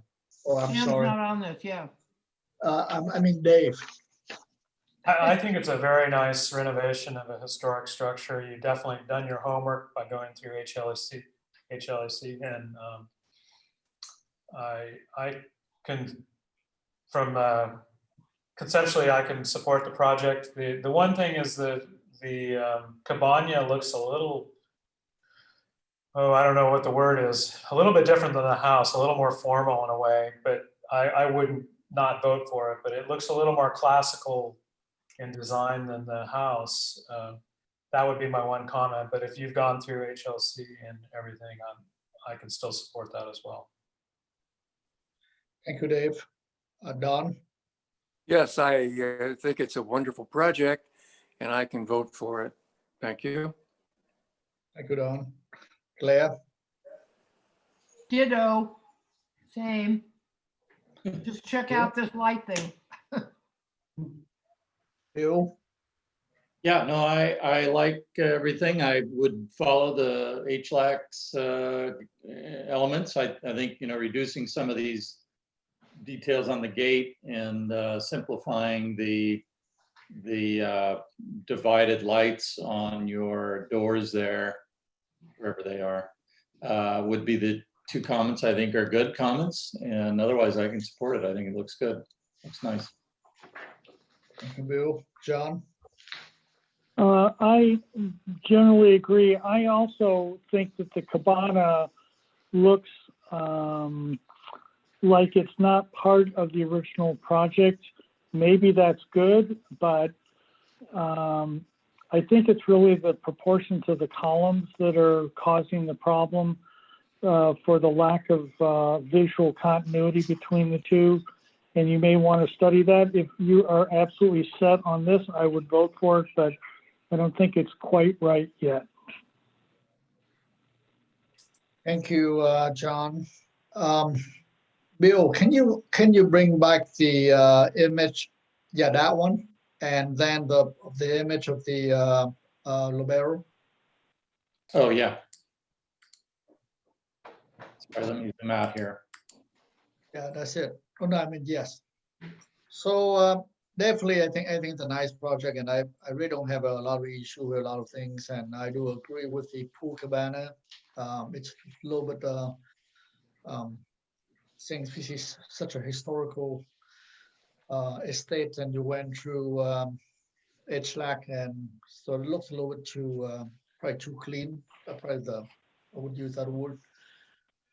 And secondly, I still have an issue with closing off the 2 arches in the front. With the Lobero, I see that it's a great example. And when you have 5 arches, you close 2 and you put 2 windows in. And I'm sure initially it was completely open. That probably make more sense than having just 2 arches and you close both. And that had to do with not because it's not working. It had to do with a new function being added in the space right behind it, which take away the design intent for the 2 arches. And I still really have a lot of problem with that, so I'm not sure I can really support that, and that's my comment on it. And I think this item can come back to the board to the full board for preliminary/final approval. Yeah, I concur. I agree. Thank you. Move on to item number 5, 667 1 Crespi Lane. Thank you, everyone. Thank you. Thanks. Thank you. Wow. Is the applicant online? Adele's here. Adele? Hi, yes, your name for the record? Hello? Anybody there? Adele? You're muted if you're there. Adele? Sharon? Yeah, Adele's here. I'm trying to, there she goes. There, can you hear me now? Yeah. Oh, great. Thank you. Great. Your name for the record, please. Yes, Adele Goja. And this item is here for preliminary/final approval of a detached accessory structure of approximately 396 square feet. And it will continue from August 6, 2020. And we have, I think we only have 1 comment. Yeah. So Some members believe project is overly utilitarian. Utilitarian. Thank you, Claire. And should be more detailed or articulated to better integrate with main residents. So would you like to address that? And then, since this is here for final, if you can go to all. Mr. Chairman, there's also a planner memo. Oh, but the planner memo too? Who's that? Oh, my goodness. Okay, the planning memo, the screening provided for the project and design were both concerns at the project's previous MBAR hearing, August 6th. Did we say that? provided. Okay, well, it was not in the meeting minute, but. And in my presentation, I can go over what, in my notes from the August 7th hearing, I know that there were a couple board members that had some concerns, wanted me to go back and look at or study some other options. And so I can include that in my presentation today, just for some clarity on what just the members' if comments. you can go directly to comment number 1 and then go through some of go through the details and elevation, so we can see that you have a complete set of drawings. Okay, I first want to start by saying that the house was originally constructed in 1984, and then there was an addition that was done in 1989. So at that time, this project went to the Montecito Association and County BAR for approval. There was another remodel. Most of the work was interior. That work was done in 2007, so it was exempt from MBAR. So this is probably the first time that the board has really seen this property and the existing architecture. Zoning clearance was granted in 2019 to convert the 1989 addition to an ADU. And so I know you're really not supposed to make any comments on the ADU, but that is a portion of the house that was recently converted. And that's the area of the existing house that is the closest to our proposed project. If you want to turn to sheet 0.3, I included additional photographs. And the photos were added to better describe the existing conditions of both the architecture and the setting for the new structure. So here, if you look at number 41, these are the new doors that were installed as part of the 2020 conversion from the existing house to an ADU. This area was an open hallway that was a transition space from the interior plaster walls to a glass gazebo. And a part of the project to convert to an ADU, we removed the glass gazebo and installed these doors. The next two photos, photo 42 and 43, show that these are the existing windows on the house. The house, some comments were made at the previous hearing about look at the windows of the existing house to see if these were double wall construction, if they should be set back for shadow. And I just wanted you to see the existing elevation, photo number 44, that all three areas of fenestration on the existing structure now are not set back. They're actually flush and in plane with the exterior plaster. If we go down to the next row of drawings or row of photos, these hopefully will better describe the area where the structure is going to go. It's well screened on all sides. We have mature oak trees, olive trees, we have an orchard, and then looking towards the neighbor's property, there's a very large oak tree. So really we're taking the rose garden, removing the planting from the rose garden. We're proposing a structure that has less than 400 net square feet. It has hips on all four corners. So the highest portion of the roof is going to be no more than 12.5 feet tall.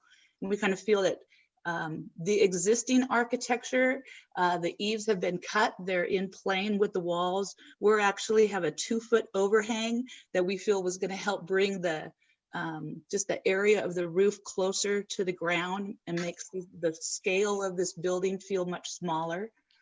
If you turn to sheet A 1.1, it's the site plan.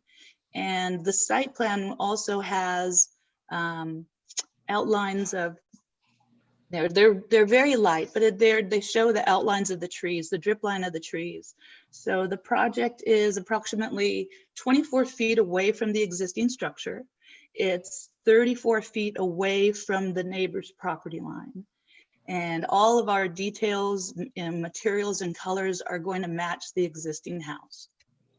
If you turn to sheet A 3.0, we have sections and elevations. I think you had that up there previously, but we have sections and elevations to help describe the existing materials.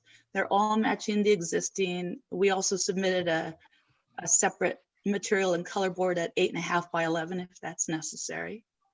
And on sheet A 4.0, we have door and window details and interior elevations to help describe the interior use of the structure. And I think that concludes my presentation. Thank you. And no, Mr. no, Chair. no landscaping, am I right? Pardon me? No landscaping? There's no landscaping. This is, yeah. The photos on the first two photo sheets, you can see there, it's very mature planting. It was done back in 2007. There was a lot of work that was done to the property. All right, thank you. And back to the board for questions. John? No questions, Mr. Chairman. You, John. Claire? No questions. Thank you for the presentation, Sophie. Or no, not Adele. Sorry. Don? No questions. Thank you. Bill? No questions. And Dave? No questions, Tip, thanks. Thanks. All right, so, and Sam, I believe, stepped down. No, he's stepping down for the next one, but I think he's taking a break right now. Right. Napping. All right, so Sam's napping. Okay, so we can open public comment for item number 5, 6671 Crespi Lane. Sharon, do we have anyone? We don't, Tip, thank you. To close public comment and back to the board, and this item is here for preliminary / final approval. So John, start with John. Mr. Chairman, I believe it's an approvable project, but I also believe that it's a lost opportunity. That's all. Yeah, well, anyone else has anything more to add to this? Yes, this is Don. I agree with John. The project needs a little punch. And I think that relieving the roof over the front door, maybe with a column or something to take it, to break that continuous fascia line, to announce the front door, and to try and just spark it up a bit. Thank you. Thank you, Don. Dave? John took the words out of my mouth, but I do recognize that this isn't really a functional building, so, and it's not readily visible from neighbors of the community. So in this case, I can support it, even though I think it is somewhat of a missed opportunity. Thank you. Bill? Yeah, I tend to agree. You know, I appreciate Adele's choosing certainly matching finishes and colors, the roof, you know, and some undulation on the wall may be missed, but again, I think I can support it as it is because it is hidden and kind of tucked in the back of the property and screened by landscaping. So I can approve it as it sits here. All right, Claire?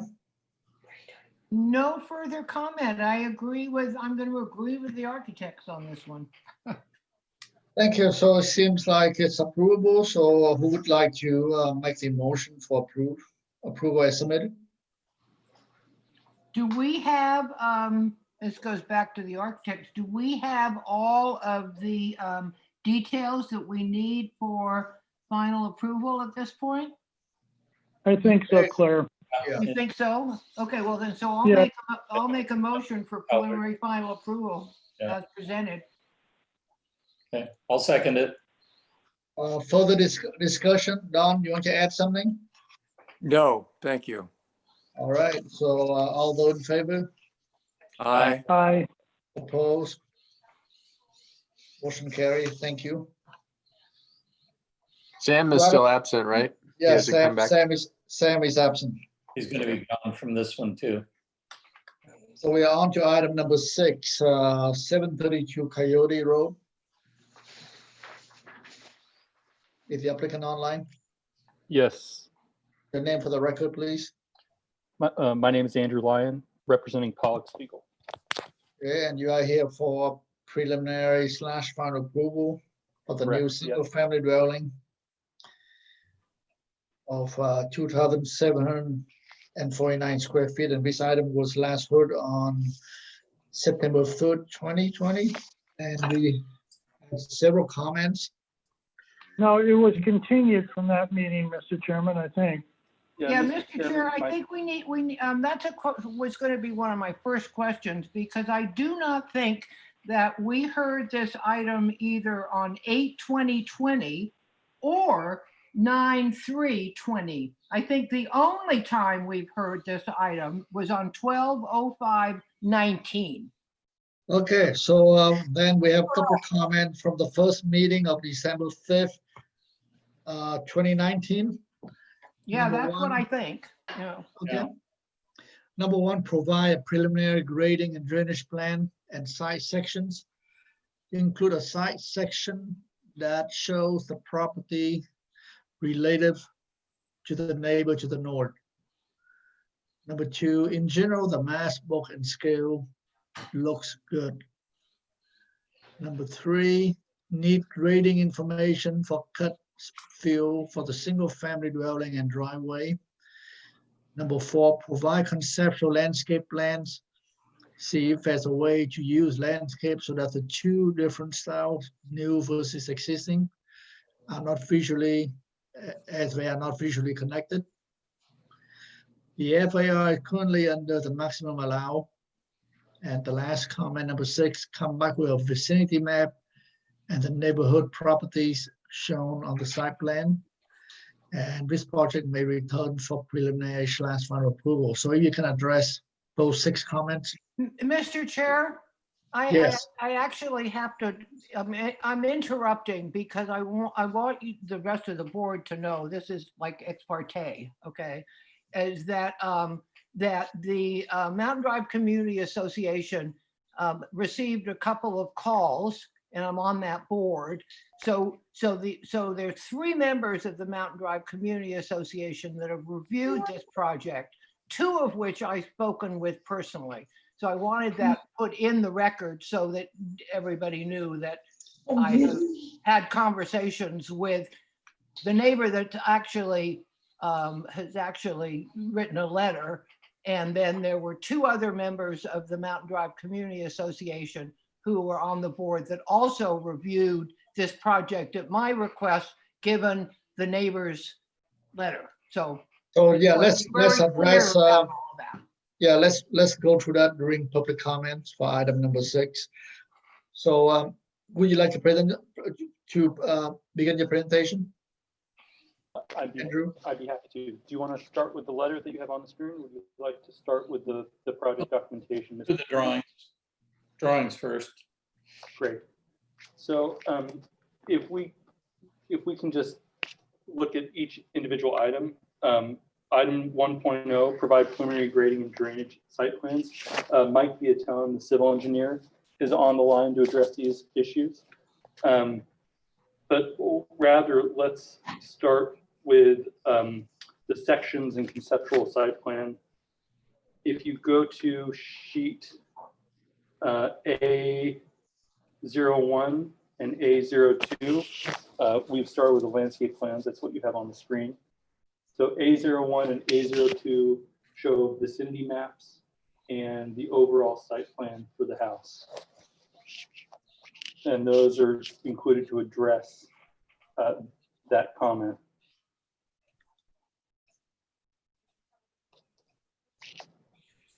So if we, sorry.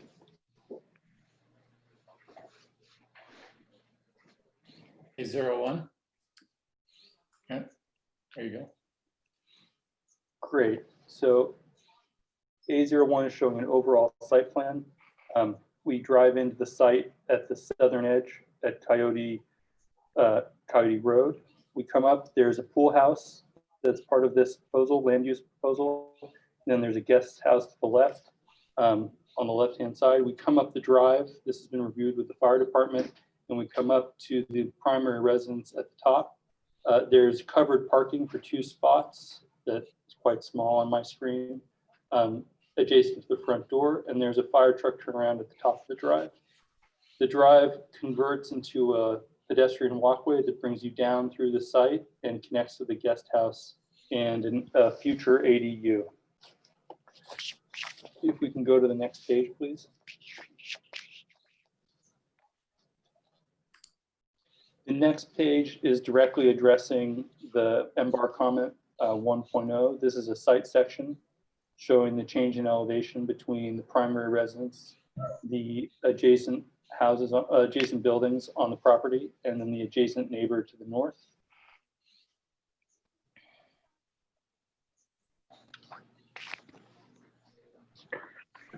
Significant changes since the last, if we can go to the following sheet, A03.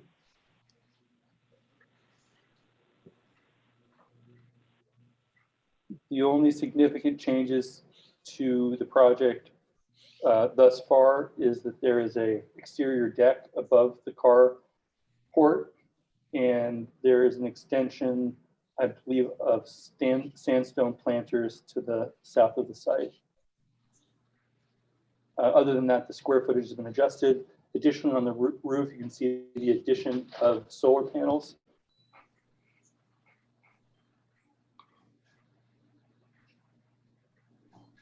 We can probably move to the elevations. I mean, unless you guys want to discuss the foundation plan, I think we can move past that. The elevations primarily haven't changed. We're showing similar materials. We have colored elevations further on. But all the window details are included in the site. There we go.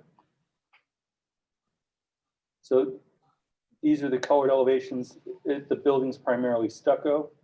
The site walls that you can see in gray are a sandstone, a sort of ashlar pattern material as part of the site work. And then here are examples of the window details. All exterior lighting meet the requirements. They're down lights. There's no up lighting. No, I don't know. I'm in the hearing. We have Earthform Design as our landscape architect, and there is landscaping and grading as part of this project. Additionally, the owner is renovating 2 small accessory buildings. The renovations are primarily interior. The only exterior work is to match the roof materials and the exterior colors to the adjacent buildings.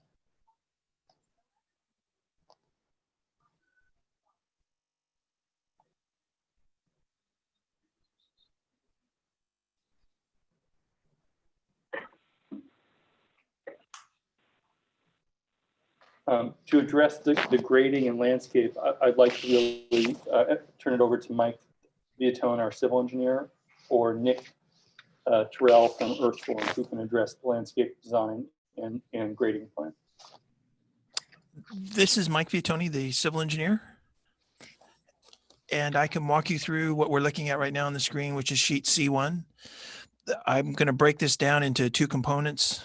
The southerly portion, which is called by the neighborhood Banana Road, that is being widened to meet the fire department requirements, and it's going from approximately 11 feet in width to 20 feet in width. That work takes us from the east corner, where we're widening out to 20 feet, over to the west corner, where we have to taper down because we're tying back into the existing road width, and there's also a creek crossing. So we've been working with the fire department in regards to what we're doing out here. And I wanted to point out, because you had asked questions about the grading. So let me just break out the grading for this road widening work. So we're looking at 700 yards of cut and 0 yards of fill, because the ground is sloping up in the area that we're widening. Now, when we look at the on-site portion of the work, we have, let me give you those numbers for that. We have 1,575 cubic yards of cut and 2,275 yards of fill. So in here, we're providing a new driveway grading for the proposed future ADA and existing guest house on the west side. And then on the east side, we're providing a new driveway cut for the access up to the pool house and access up to the main house. Below the main house, the south side of that, you can see there's a lot of fill that we're proposing to put in above the pool and below the new main house. That's allowing us to be able to balance our grading on site. We're bringing in our new driveway. We're required by the fire department to provide a turnout about halfway up the driveway. Then we get up to the main house area and have the grading there, where some of the houses in cut, some of the houses in fill, and in the back motor court area is in cut.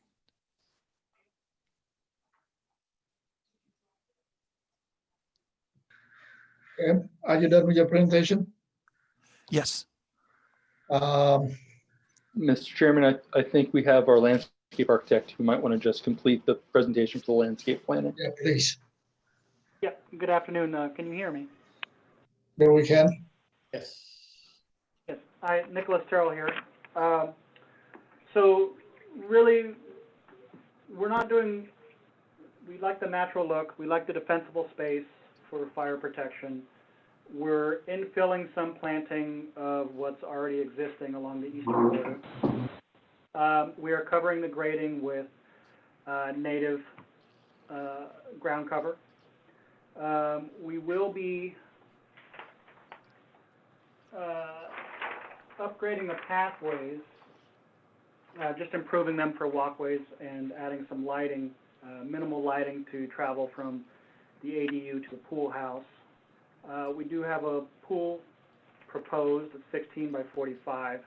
That area will be flattened out. We have a couple downlights from the trees, which are shrouded to protect from light pollution. Up around the house, we're going to have some infilled succulents.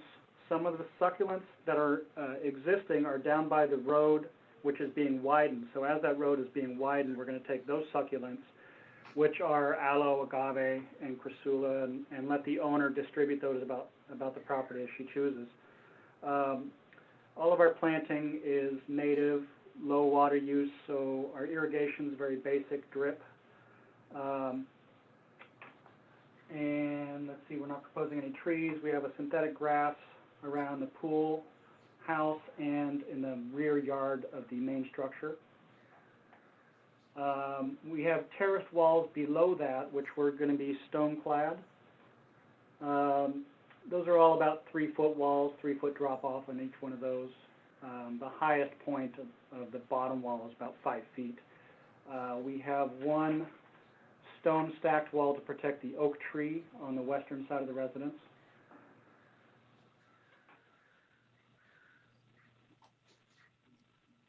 And then the middle we're going to leave as a meadow. The client here appreciates the meadow look and the oak tree. ATM, the fucking thing sucked her card in, and so they like went and panicked and tried to get calls. Please mute yourself if you're not talking. They already hit it for a couple of grand. Love Mexico. Someone needs to mute themselves, please. Brian Cornell. Thank you. Well, I believe that about concludes my presentation, unless there are any questions. Thank you. Let's see now, since you are here for final, do you have any details? Construction details, roof, windows, eaves? Yes, Mr. Chairman. If you go to the architectural drawings sheet, I see. I think A08 and A09 are the construction details provided for the window treatment and the roof eaves. What about color board? The color board is on the next sheet, A10. Yeah, that's good. Any exterior lighting? The only exterior lighting we reference is on A11. We're using a Vega light and some exterior strip lights underneath the stair treads. Thank you. So with that, I'm going to bring it back to the board for questions. Let's start with Claire. Well, one of the questions that I had was that I'm referencing back the minutes.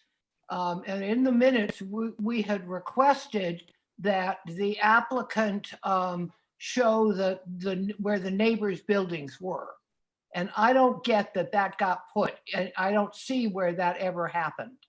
I see a picture of it, but we specifically asked them to do what we asked many applicants to, draw where the neighbors' buildings are. I don't think that happened. So that. Anything else, Claire? Yes, I have a couple of other questions. You Please. referred to in your presentation down lighting in some trees.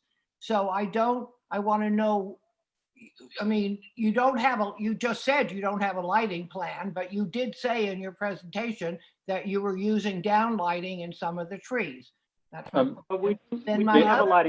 my last question, wait a second, my last question has to do with something that has not been addressed by anybody yet, is I need to know about this Obviously, the neighbor is going to have it has the same concern, but there's a fence on the plan that nobody has presented to us.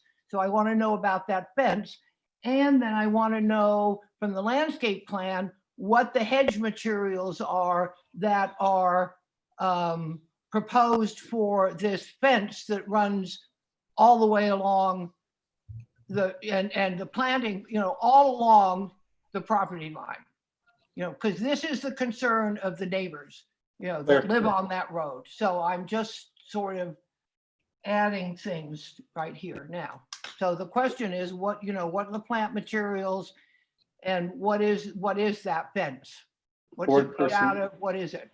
Board Person Gottstinker, thank you very much for your questions. We do have a landscape lighting plan. I believe that is open on the screen now. And Nick Terrell from Earthform can answer, I think, the majority of those questions. Yes, thank you. So looking at L4, the downlights we are proposing are shrouded with straps to the trees, and we have 2 of them proposed around the pool, and we only have one other one proposed up the pathway in a little seating area in amongst the oak grove there. If you go from the studio. Got it. Thank you. I couldn't find, when I looked at the plans prior to the meeting, I couldn't figure out, it's because they're so small when you see them online, but okay, thank you for that. Nick, is this simple right here? These them? Yeah. All right. Those are the. And one up here. There's 3, 1, 2, 3 around the pool. And one up here. Yeah. Oh, one up there. Nick, I think Nick, can the you also ones that address don't have the light in it, other that like the landscape little issues soccer regarding- thing on the end's Oh, busted. one up there, I see it. But I could not get the cover off that one.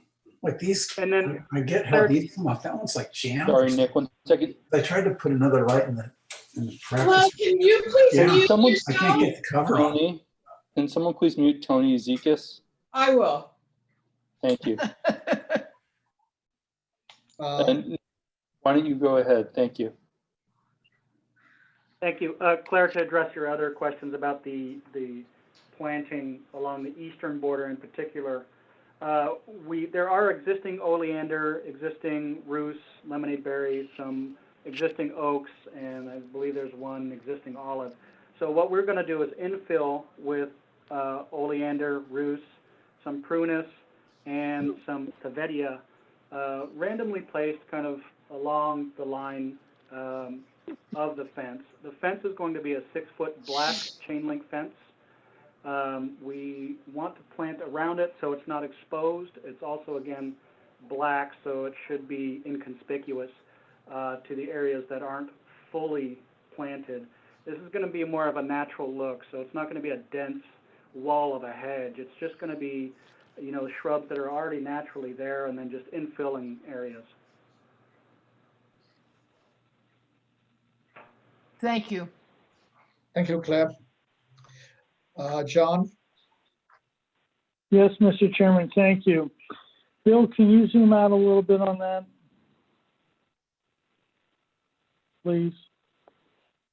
When this project came before the board, I think actually under several iterations over the last 2 or 3 years, the grading that was shown was something about what we have shown here.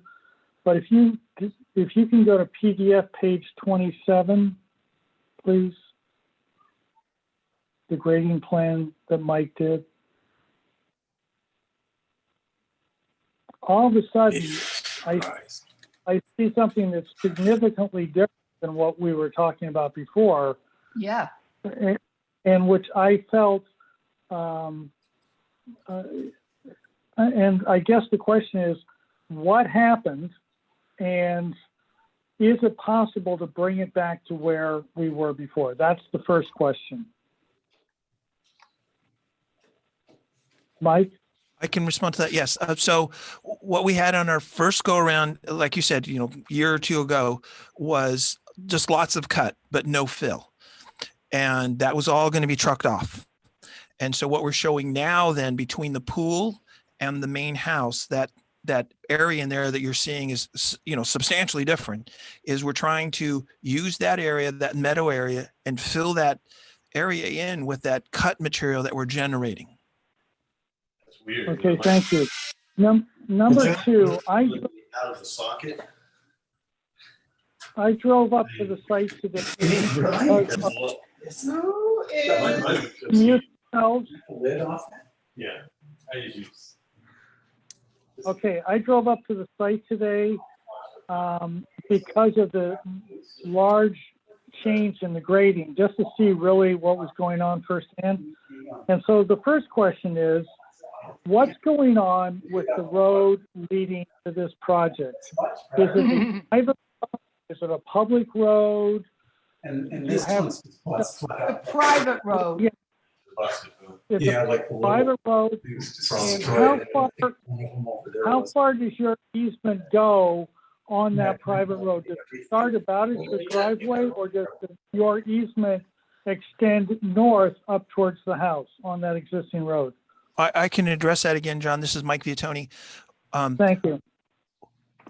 Let me just start off at Coyote Road. From Coyote Road to our property line, that's technically offsite. So we're not required to widen that existing roughly 10-foot wide road. But when it comes to the entire frontage, the south frontage of our property, we are required by the fire department to meet their rules and widen that road. And like I said, we are widening it to 20 feet from our east corner all the way over towards the west, where we again have to taper down because we're tapering down to an existing road, and there is a substantial creek crossing there that we're not required to widen across. And then once we get over to the very east property line, that falls off our property, and that's not something that we're again able to touch. That's on other people's properties. And you do not have an easement on that road from the east property line north? That's correct. So your easement starts at the east corner of your property and extends west to Coyote Road. That's correct. Okay, very good. Thank you. Has grading on the property already begun? And if so, how do you maintain that all those grasses that you're claiming you're going to stay, your annual meadow? Again, John, this is Mike Viatoni. I believe what the owner has done, they've had a substantial gopher problem out there. And so they had somebody come in and scrape off the grasses so that they would be able to find those gopher holes and try and start combating that problem. So no grading has gone on other than just scraping the soils, the surface vegetation, so they would be able to address the gopher problem. I have never thought that that's a way to attack gophers. Thank you, Mr. Chairman. That's all I have. Thank you, John. Don? I have no questions. Thank you. Thanks. Could I? Dave No questions, Tip. Thanks. and Bill? No questions. Could I speak? I'm the owner. Well, let us finish our hearing. In a minute. Okay. Okay, so one, all right, and Sam abstained, so we are going to. I do have a, Chip, I do have another question. Oh, yeah, Bill, please.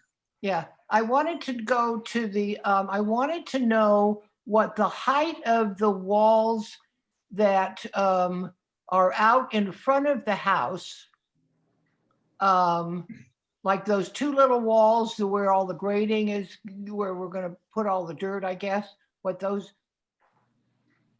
Yeah, like these two walls here, right there, Bill, you got it. What are the height of those walls? Yeah, hi, this is Nicholas Terrell. I can address that. So these walls are roughly 3 feet. The bottom wall goes from about 5 feet to 2 feet as the natural grading changes, or our grading changes. And it then dives down into the ground. So maximum height on the bottom one is 5 feet. Typically, we're 2 to 3 feet. Nick, can you point out just where that's happening? Yeah, that's fine.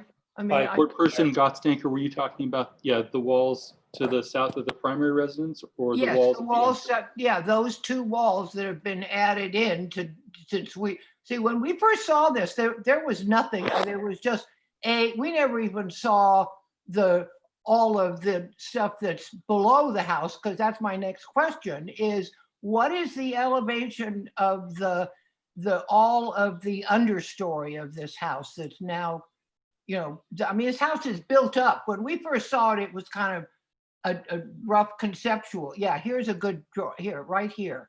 I want to know what the height of all this understory is. How much of this, like this leading edge on the west side of the house? Yeah, right there, Bill. What is the height of that? Sorry, I have a copy of the drawings here, just that I can see a little bit faster. I believe, you know, the grade changes, so there's a number of different locations. I think the maximum height, we don't have it listed on the drawing. I'm just looking for this western leading edge. The height of that, right there. That. What's the height of that? It looks to be about 7 or 8 feet. I don't have an exact number for you at this time. Okay, 7 to 8 feet. Okay. No, it must be taller than that. And was Oh. that height added to? It's got to be taller than that. Taller than that, it's taller than yours. Sorry. Yeah, it's much taller than that. Yeah, I know. It seems, it occurs to, well, can't say anything. I'm in questions. Okay, fine. That answers my question. We don't. We think it's more than 8 feet. About 11. We have the house is being designed and built by Stillwater Dwellings. We have a representative from their team on the call. They can probably answer that question for you directly. I think Sharon. You know what, we okay. We can see the drawings. It's about 15. It's about 15 feet from here to that walkway right there. What's the name of the person that you want to speak? Finished floor Jerry Wayne is 15 feet. Oh, okay, let me move him over. So we're now saying that leading edge, what my question was, is that's about 15 feet? Yeah. Okay, okay. Thank you, Claire. That's all I wanted to know. I mean, I don't Okay, need to Jared talk can to the talk builder. I just wanted to know what the height of that, because in the original presentation, we never saw anything about a 15-foot tall wall, you know. Okay, so let's, can we move on to public comments? And let's start with, I believe, the owner would like to, Sharon?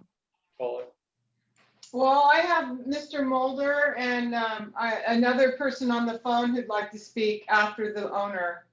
Okay, could you? Hello, this is Tom Moldauer. Am I on? Yes, you're on. Great. Have you read what I submitted in terms of an email, or would you like me to summarize that? Can you summarize that? That would be helpful. Sure. We're the neighbor directly to the east, so we share about 1/3 of a mile property line along the road that you mentioned that runs to the east of the property. If you can bring up the landscape plan, that would probably be the best thing for me to speak to.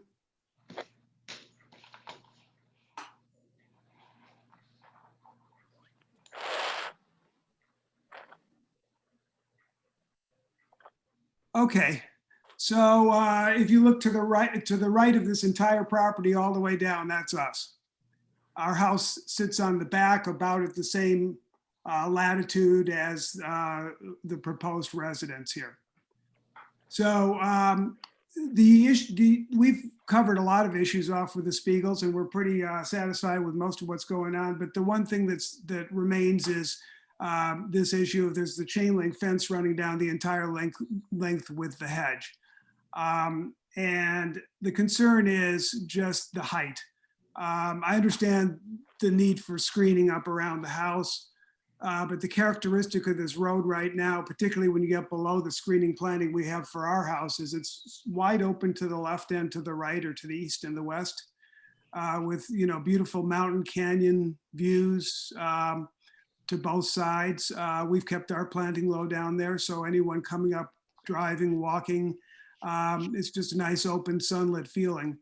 And, we'd hate to lose that to tall plantings. So what we proposed is if you could leave that plan up there for a second, that and any plantings along that fence be limited to 6 feet high for a stretch. If you magnified that, you would see, we suggested between grade marking 521 and 507 on that road. But basically that's from, you see there's a boulder over there on the right, about from that boulder down, or a little above that, down to the stand of oak trees you see a little bit below, in order to keep that open. And the reason I suggested that stretch is that, it's still 50 feet below the proposed house, so it gives plenty of screening to the house.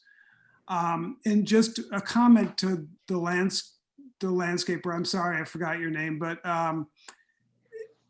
some of the native plantings that are there have just grown immensely tall. Some of them have grown to 20, 25 feet. So I don't think no issue with what's been suggested in terms of the characteristics of the types of plantings, but it's just an issue of height. Thank you. Are you done? Sharon? That's a great picture. That's a great picture you've got up right now. There was someone who, this is exactly what we need to see. Right. would the person who phoned in, would you like to speak? The owner? No, there was someone else. I don't know if it was the owner. There was someone who wanted I to thought it speak. was the owner. Oh, was it the owner? There was someone else also that called in. They didn't mention a name. No, and they're muted, so I can't. Okay, well, let's just move on then. Okay, so with that, I'm going to close. No, we need the owner, Pollock Spiegel, wants to speak. Can you hear me now? Yes, we can. Your name for the record, please. Pollock Spiegel. Thank you. And basically, I just wanted to make sure that you all know that we do not have an easement on property that we own all the way to Coyote Road. We only have the property that we own that's specifically in this picture you're showing right below that. Tip, have her speak up. I can't hear her. Oh, I'm sorry, Claire. Can you hear me now? Yes, that's better. No, I just wanted to mention, someone mentioned that we have control of the property all the way to Coyote Road, and we only have control of the property and that is what we own and not what the people next door in the orchard own. So I just wanted to clarify that. Thank you. Thank you for clarifying that issue. All right, so with that, I'm going to close public comment and back to the board. And beside I'm sorry, my husband just reminded me. The one thing I should say just to the board in general is that we love this area. We love the Mountain Drive feeling. And we bought this place years ago because we just love the fact that it was so country feeling, so open. And we spend a lot of time outside. And so screening is not just for the house. It's for us to, lay out on our property and have a picnic if we want to and stuff like that. That's all I wanted to say. Thank you. Thank you for adding that. So now we are back, close public comment and back to the board. And this item is here for preliminary final approval. Can I add a So comment? let's start with John. Thank you, Mr. Chairman. I find it regrettable that we cannot ask or have the applicant come up, I think it's called Banana Road, and come up to the house up just directly behind them. We're getting two driveways in essence, Banana Road and the brand new driveway, not very far apart from each other. Doesn't sound like we're going to get very much landscaping there if the applicant honors the request of the neighbor, and it's just going to significantly increase the amount of asphalt there along that eastern property. I find that regrettable. It may be way too late at this point. I would love to, had I known this much grading was going to go on and things like that, you know, an intermediate review by this board, I probably would have changed my mind about what I said earlier. Also, it was extremely unclear to me at that point that we had a road running up the eastern property line. But anyway, I think you all get the point on that. And second of all, I concur with where Claire was pointing that this height of that corner and also the eastern corner of that deck down to grass, it's called synthetic grass. And so there's no hedges, there's no trees, there's nothing according to what's being proposed. And I think this building does not fit into the property as well as it could. And at least as presented, even if I must accept the driveway, which Mike Vitoni made a compelling case for. I assume everything he's telling is truthful. I have no reason to believe it's not. So, but I would have probably an impossible time voting for this project with that large of a southerly exposure right there. Thank you, Mr. Chairman. Thank you, Don. Jeff? What did you say, Tip? We couldn't hear you. Claire? Excuse me, this is Jerry Wang. Hello? We are making comment now, so we need to finish the process. Well, Thank let's you. find out who Jerry Oh, Wayne sorry. is. He's one of the Oh. architects. I'm representing Stillwater Dwelling. Sorry, may I have some comments, explanations before the voting, please? Well, we already closed public comments. Well, he's I think the applicant. I though. think He's the applicant. yes. I think you missed. Yes, sorry, and also I believe you misunderstood the drawing because the way the drawing is elevation and plan, and it doesn't really have a 3D. That drawing you saw, yes, right there at the corner, you guys have concern about, because the projection you're looking at the elevation, actually that area stepped down. So if you look at the civil plan, you will see it stepped down several times. So the dashed line behind the elevation of this main picture over here, but not the color one. Yes. So from inside, you see 529, and then the deck is 528, something a little bit, and then it keeps stepping down, and also the planter, right there, a little bit to the right. No, to the right, inside the plant. Yes, that planter itself is also lower from the concrete behind it. Beyond it, if you look at the front elevation. So everything look like a straight line all the way up because of the elevation. But actually, if you look at the side elevation, you will find out it steps up from the lower to the top. So it is not. So in one angle, you look like it's a straight line up, but the other side you can see is stepping. So anyway, that's just something I like to explain. And because that easily, if we only look by the plan and the spot elevation, without looking really close, it's easily can get a little bit confused. And that's all I'm saying. Yeah. Yeah. See, steps. Yes. Right there. So yeah. So if you look at the shadow projection, because that side over there at the corner, it cascades quite a bit, and so basically the whole building and the planter. Okay, I need to interrupt you for a second. You know, based on what I've seen on your survey, that corner is still 14 feet high from 514 to 528. Am I correct? Yeah, that's correct, Chairman. Okay, so it's still 14 feet at that point.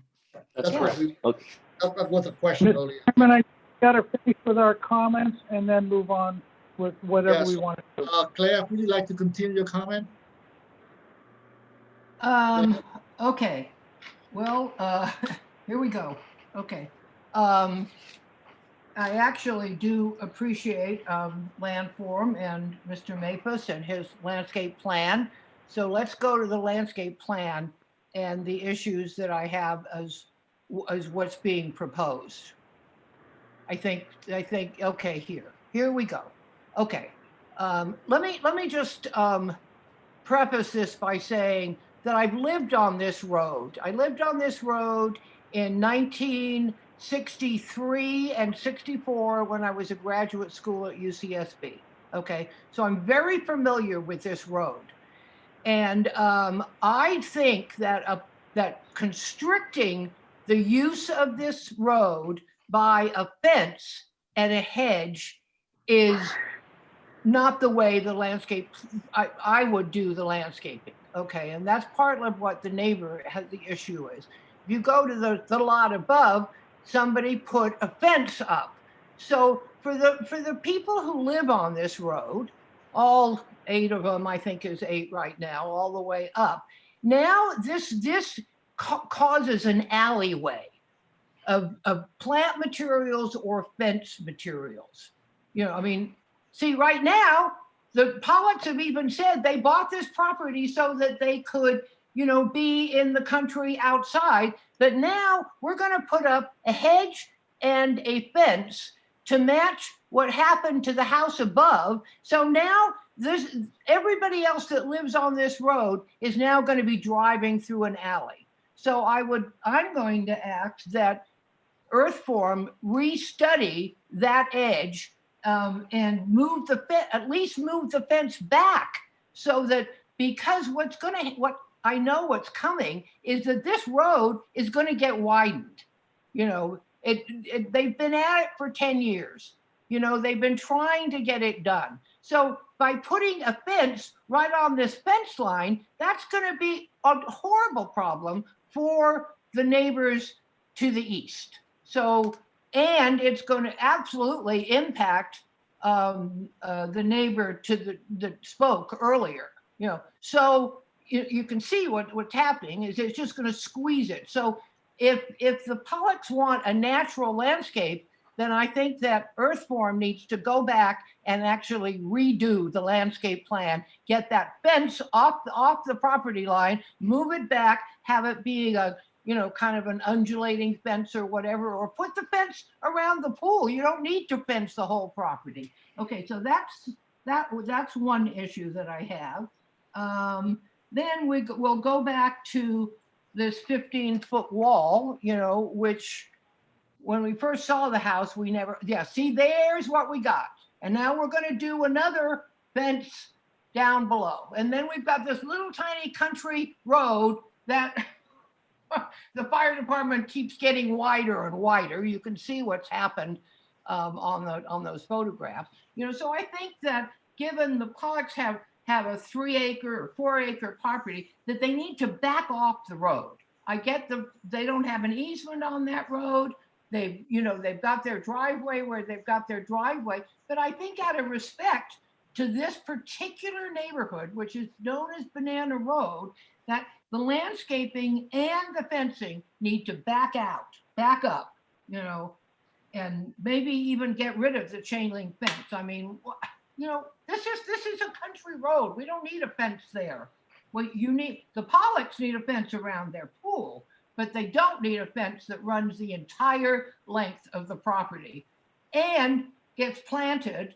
And I do, you know, if it does, then I do think a condition needs to be put on the project that the planting never be allowed to grow 6 feet. But that, you know, that's before we, you know, I mean, I really don't think, I think that as described, there should be a natural undulating planting that matches the existing, you know, the existing environment, you know.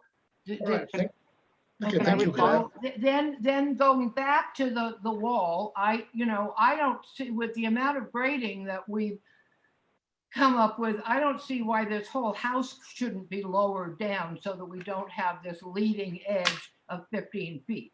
You know, that's just, and if we're going to continue to approve the project with a 15-foot wall, then I think that the landscape plan once again needs to be redone. I mean, I'd already asked for the neighbors' houses to be put on the plan, but clearly we're not going to get that. Downlighting, random site, okay, yeah, that's my thing. I just, Thank you. I'm not gonna vote with this project with a 15-foot wall unless Mr. Mathis and his company comes in and shows me how this wall is gonna be landscaped out. There's no landscaping in front of this wall. All right, Claire, let's move to Don. Thank you. I do agree with most of Claire's comments. I am concerned about the 15-foot high wall and need some explanation as to the landscaping dripping down the wall or coming up in front, if there is any landscaping. The informality of the barrier along Banana Road, I'm really concerned about, and I think it has to be loosened up and made much more informal to blend into the existing and what they envision the future being of Banana Road. Thank you. Thank you, Don. Dave? Well, I'm going to echo the same concerns. Would like to see if you're going to put the fence along the road, as Claire has indicated, find a way to mitigate that, make it feel more natural, and maybe work with the neighbors who said that maintaining it at 6 foot or less. So work on that. And then especially the grading of the house. If you could go back to the site plan, that landscape site plan, Bill, that'd be helpful for me. I'm just wondering if there's a way to rotate the house a little bit, still maintain the fire turnaround, and get that corner back, because the corner is really coming out and fighting the existing grade in that one location. And I just find ways to mitigate, because this board very rarely approves a 15-foot site wall. Another option would be to pull that corner back in closer to the house. I would just want to see some measures to mitigate that corner, and obviously landscaping would help too. But right now, I feel like this plan is a house that really isn't designed for a hillside like this, and it's pushing the envelope. And I'm very concerned about the exposure and the height there. Those are my comments. Thank you, Dave. Bill? Yeah, I have to reflect what I'm hearing from the other board members too. I mean, this road and the way this is nicely landscaped on this side, I mean, I would try to emulate the way they've pulled everything back and created a very natural feeling landscape there. And so I think keeping that width and the feel there as it is on this side is certainly a better direction, obviously, than what happened up here with this fence. So that's one thing. I also agree that this wall, this corner is always kind of a concern for me, and it's just too tall and it needs to have some stepping. I know you have some oaks there and issues with that, so it's just going to be some creative solutions to whether that gets pulled back and you follow the topography a little better.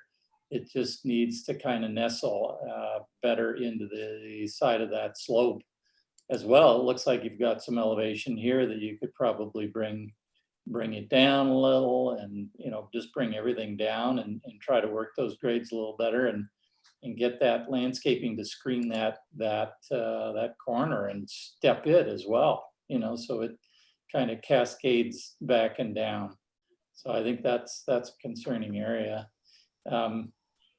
The guest and that, I think we decided that they were far enough away that it was okay that they were a different style, which they clearly are, and the materials that you've chosen are going to match what is matching on the main house. So I think those are probably okay. But I do think that the pool area that you've got heavily graded too, as I get back into that area, is that, maybe if it was oriented the other way, maybe you wouldn't need to cut so much into the hill. So there may be some ways to kind of fix that, you're kind of going into the longest direction of the grade. And if you turned it sideways, maybe you could reduce some of that cut as well. So anyway, just, I think some of those elements there could be tweaked and need to be looked at. So that's my comment. Thank you, Bill. Bill, can you bring up the south elevation, please?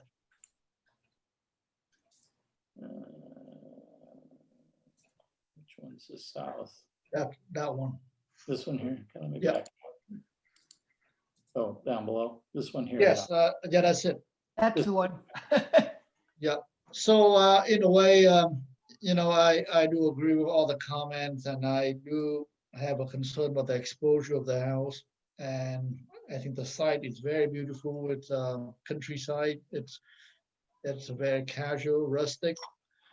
And I think the house is definitely sitting on a podium, and that's why you have the issue with the 15-foot wall in the corner. And I'm concerned with the exposure of the house. I'm concerned about all the glazing we have facing as you're going uphill for all the neighbors.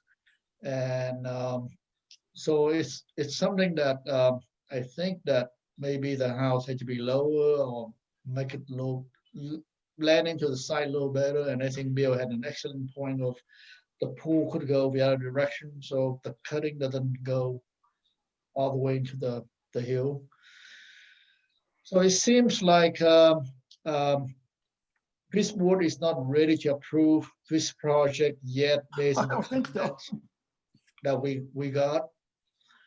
So I would recommend that, and I don't think we can take any motion at this point. Am I right, John? Further conceptual, I mean, further preliminary, we could. You could just continue it. Yeah, because the project has not received preliminary approval. Right. Yeah, I agree that it should be further conceptual until these issues are resolved. They're just too big to grant preliminary approval. It's my opinion. Yeah. And I agree. I think the board's comments are very good and should be taken to heart. So with that, we would like for you to come back, restudy the house, and if you can address all the comments that were raised, that would be really appreciated. Thank you. Thank you very much. Can I get a motion to continue? Yes. So move. Mr. Chairman, may I ask one question before we do that? Please. Mike, can you grade, you've got excess dirt. That's what you represented to us earlier. Can you create a natural landform up near the house to cause it to be more settled in than it is? I think there's some oaks there that are in question. Well, but off to the east, I mean, anywhere, or if it's not possible, it's not possible. I'm just asking. So maybe you can explore that. So would you like me to make a motion, Mr. Chairman? Please, John, to continue. Okay. I would move to continue this item with the applicant to restudy the placement and integration of the height of the house with the site so as to minimize the excessive understory of the house and to explore ways to retain the natural character of the site in perpetuity. Okay. Second, anyone? I'll second it. Any further discussion? Claire, you want to add landscaping to it? I was going to, and I will, you know, restudy the landscaping. I have those in the minutes. I You got have that? that. I have that comment in the minutes. Okay. All right. Well, then, all those in favor? Aye. Aye. Opposed? Motion carried. Thank you. Thank you. So we are on to item number 7, 1409 Schoolhouse Road. Is the applicant online? I am. Can you hear me? Your name for the record, please. This is Mark Winke, representative for Windward Design Services. Okay, and this is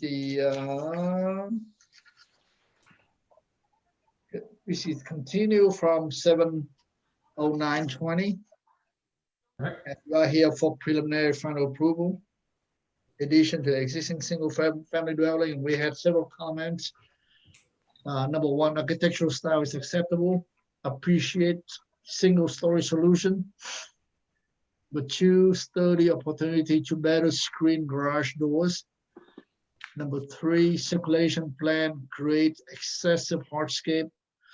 We study to create single driveway entrance to reduce paving and increase landscaping. Number four, landscape require. Number five, restudy, cover, over entry, and symmetry of front gable. And since you are here for preliminary final, if you can go through the drawings and all the sheets and then address the comments from the last meeting. Okay. First off, we're probably going to be asking for preliminary approval with final on consent, so we can fine tune some of the details that I'm going to be talking about in a second. They're not in the drawings that are submitted at this time. So if you go to page 12, Bill, I think it's called sheet number 12, which is A901. It's one before this. Oh, should I take page 10 then? Different set. So this is sort of the beginning of what, before we go to the site plan, this is what we have decided to address in this direction, which is there used to be a road at the road here. There used to be an entry into the garage. Remember, it was like a U-shaped horseshoe. And so we've eliminated that, but we've kept this little pathway here that goes along the left-hand side of the garage for trash and recycling removal. And, can we go to the site plan? That would be helpful. Yeah. So, Bill. There we go. There you go. So the top of the page is the north elevation, the north side of the site. And if you see a dashed line there, that's the existing kind of stone slump wall that's retaining there through the neighbor's property. And so our new proposal, or this proposal, shows a new stucco wall with a stacked area in the center where it says firewood storage. That's a stepped wall to accommodate the requirement for 4 feet of area across the side of the house that we've talked with the fire department about. And that's the new retaining wall in that location. We're going to do that retaining wall in stone, in CMU and white stucco, so it matches the wall of the neighbor adjacent to us on the south. You see at the bottom of the page. There's a gate there at the top where we were just talking on the north wall, next to the garage, which allows private access and trash access, which you can see further down in the backyard, trash and recycling there. The existing carport is basically where the gym is, okay? So when that gets removed, we're just replacing that with the garage, and behind the garage, the gym. Overall, I think you've all seen this before. The kind of cross-hatched area is the new work, and the linear paved area is the existing house, and the green area with the striped lines is the garage. So you like the architecture before. It's basically 1 story. It's a series of simple kind of rural boxes that are connected with gable roofs. Everything was fine with that. And we looked at the 2 main things being the driveway and how much that changed. And you'll see that in the site plan. And the second part was to look at the entry, which is there on the bottom of A202. As you can tell, the gable roof is sort of an interesting dilemma. It's a gable roof section that's centered over the front door. And then to adjacent to the door, you look in the plan. So then the area that actually covers the roof of the porch is sort of off center from the gable. It's sort of just a sort of a little trick we're trying to do to make it seem softer and not so formal and not so symmetrical, but to create a small amount of area. If you drive up from the right driveway, as you can tell, you go to further renderings on the right-hand side and look at the front entry. It looks quite nice. There you go, the bottom part. So that's how we addressed it. And before it had a kind of a more simple slab, modern, simple roof. This has 2 columns, a couple of beams and a small roof over it to create a small little porch area, as you can see. The landscaping plans, which are later on, are showing all the landscaping that's in front here. And the hardscape for the front driveway area is considerably reduced from what we had done, shown in the previous U-shaped area. You can tell there. And if you go on to the landscape plans even further, they will show the materiality. Say L202 or 201, no, L2 is 0.0. And this one too. We worked all this out with the fire department for the width they would require for the driveway and everything else off the private road. Schoolhouse Road's a private drive on this part of this Montecito. And then below you'll see the landscape palette and the enumeration of trees and bushes. The top shows that there's 1, 2, 3, 4, 5 larger trees that help block the view of the garden, or I'm sorry, of the garage doors and the motor court. And then the section that's to the left after you pull in is the parking for guests, and that area is in a chip seal, different material altogether, a little softer material, and the rest of the driveway is in a stamped concrete material. And even with all that, we have reached the requirements for natural percolation and all that. So I think that's pretty much it.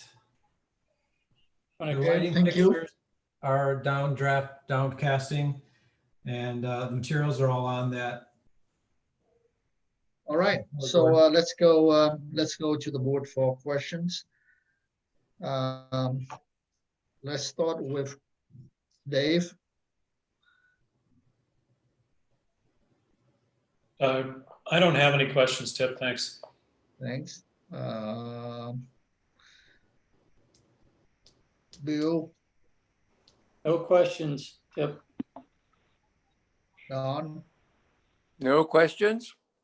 Thank you. Sam, are you back? Yeah, thank you, Chair. The only question I have is, what is the tree selection? And just to make a comment quickly, part of this question, I appreciate the additional landscaping that's now been achieved by the removal of that one side entrance. And I'm just curious, what type of trees? You had mentioned 5 trees. It looks like there's more of the same indication graphically. Maybe there's more than 5 in the front of the, are there a variety of trees, or? I believe that they're all that when you're circling. Is that an olive? Yeah. Folia? So your intent, the design theme is all olives in the front? Correct. There's 7 total, I imagine. Yeah, 7 there. And then the existing eucalyptus trees. 8, like 8 of them there. Okay. Colored. That's all the questions I have. Thank you, Sam. John? Do we have details and material boards as part of the set, please? Said that they were gonna come back later with that, right? They only want to do preliminary today, John. Yeah. Okay, very good. That's all I needed to know. Thank you very much. Okay. Thank That's you. all I have. Oh, yeah, I'm sorry, I said I was gonna explain it, but I stopped. All right, Claire? I have no questions. Okay. So we are going to open public comment for item number 7, 1409 Schoolhouse Road. Sharon, do we have any letters? We do not, Tip, thank you. And no one in the audience? No. Okay, we will close public comments, and this item is back to the board for it is on their approval. Not final. So so let's start with John. Mr. Chairman, I feel that from a preliminary point of view, this is a very nice project and should be continued. And I'm ready for a motion if other members of the board are also amenable to that. My one question would be the light fixture on page 9, PDF does not look night sky compliant, but I'm sure that the applicant can find one that will work. Okay, thank you, John. Sam?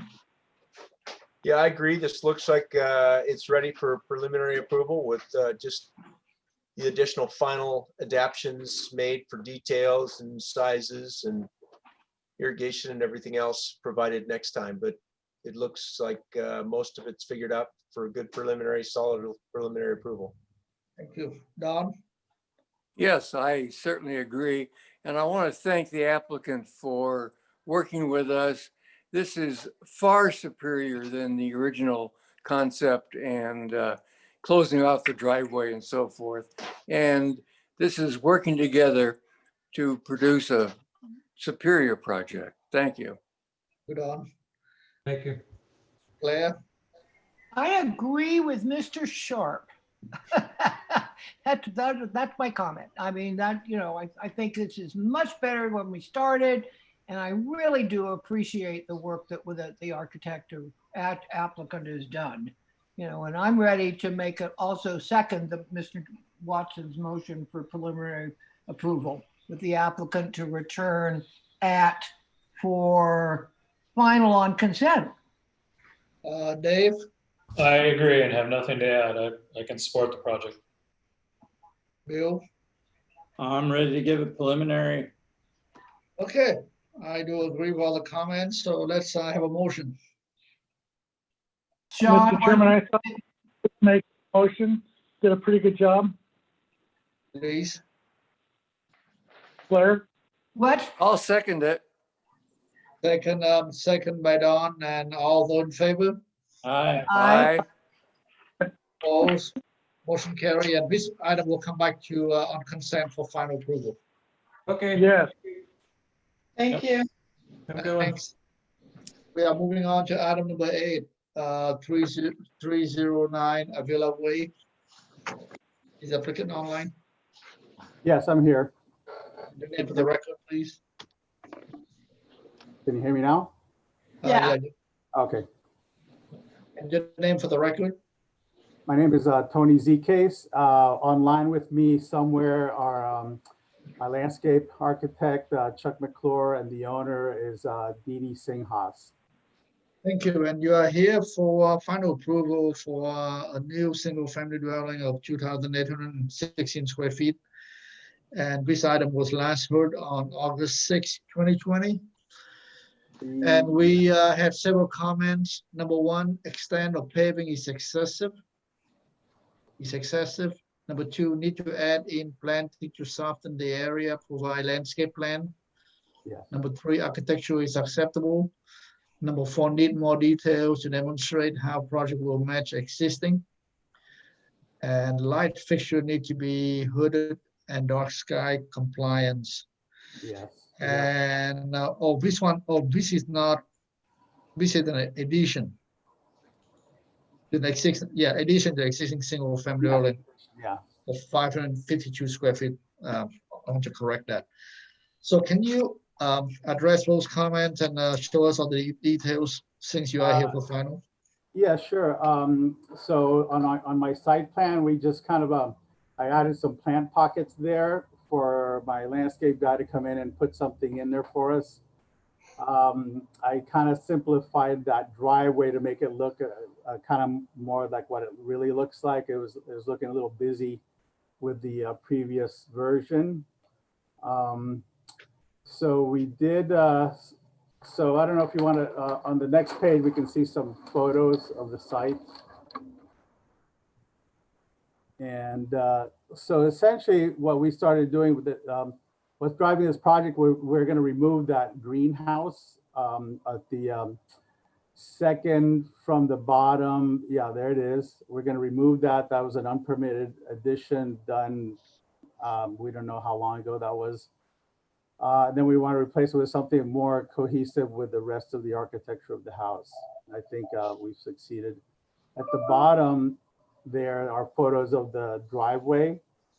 And you can see it's kind of a patchwork of different shades of concrete. And it, so we did add some plantings around there. At the end of the day, it's still going to be a driveway, but I think we dressed it up quite a bit. Let's see if we want to go to the next sheet is just my energy calcs. Sheet 4 is standard notes. Sheet 5 is the floor plan. Sheet 6 is my elevations. And you can see where the addition is going to go with the, there's a fireplace that's on the north elevation. You can kind of see what we're doing there. And I think it blends in very well with the existing architecture. The next page is the existing floor plan, just for reference. And then the next sheet are my architectural details window. I actually went over there and kind of observed and made notes of what the eaves and rakes and look like. So we want to match those with color and materials and all that. And down there on panel 9 are materials that we want to use to kind of match the existing. And I have to apologize that forest green, I think it's called, evergreen, that didn't really come out in its true shade, but that's what we want to use to match the existing house. That's the color that the house is now. And above that is our new light fixture that's dark sky compliant. That's on panel 8 on sheet 8.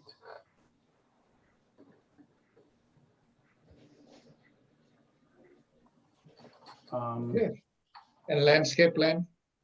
Okay, so landscape plan is going to be sheet 14. There it is. And I think Chuck McClure can speak to that if you have any questions about that.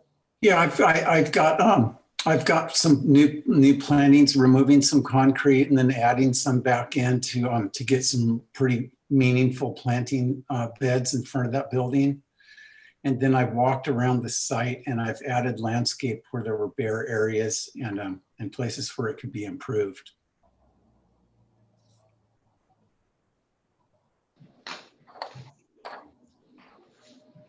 Okay, are you done? Yes, thank you. All right, so back to the board for questions. Let's start with Bill.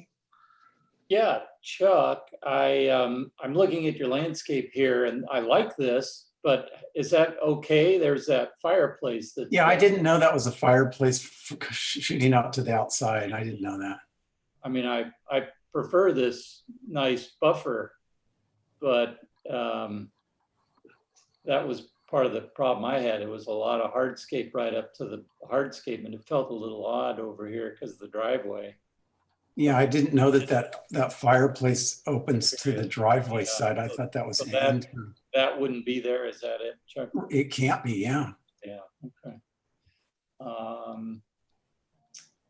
And so Tony, you just really what you did was you added just a few little pockets on the side here. Yeah, I was giving Chuck a chance for some greenery in there. It does kind of soften it up a little bit, but yeah, we can't have some plantings outside that fireplace. His landscape is a little different in the front too. His walkway is a little less concrete. Looks like you get a little more planting. So is this kind of the new landscape other than the fireplace element there? Are we going to pull these out a little further? Are you asking me? Yeah. Yeah. Okay. Well, anyway, those are my questions. That's all. Thanks. Okay, thank you. Don? I have no further questions. Thank you. Thanks. Sam? Yeah, I just had to unmute. Yeah, it looks like your landscape plan needs to be synced up a little bit with the architecture.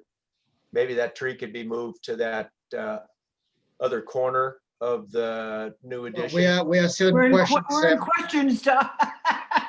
Well, my question is, they don't look like they're matching. So that's the one question. What about down on the other patio in front by the oak tree? What is that patio? Is it? And it looks like it has some kind of a wall or something. A little. Yeah, they've got some existing poured in place little segments of wall. And then they've got those 2 concrete pads and nothing else. I didn't get into it because I wasn't asked So to.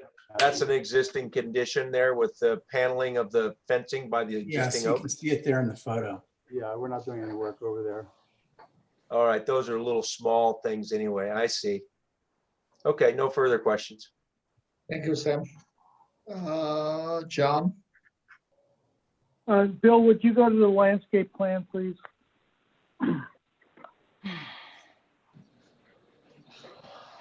And in the right-hand side above Chuck's logo, there's the legend.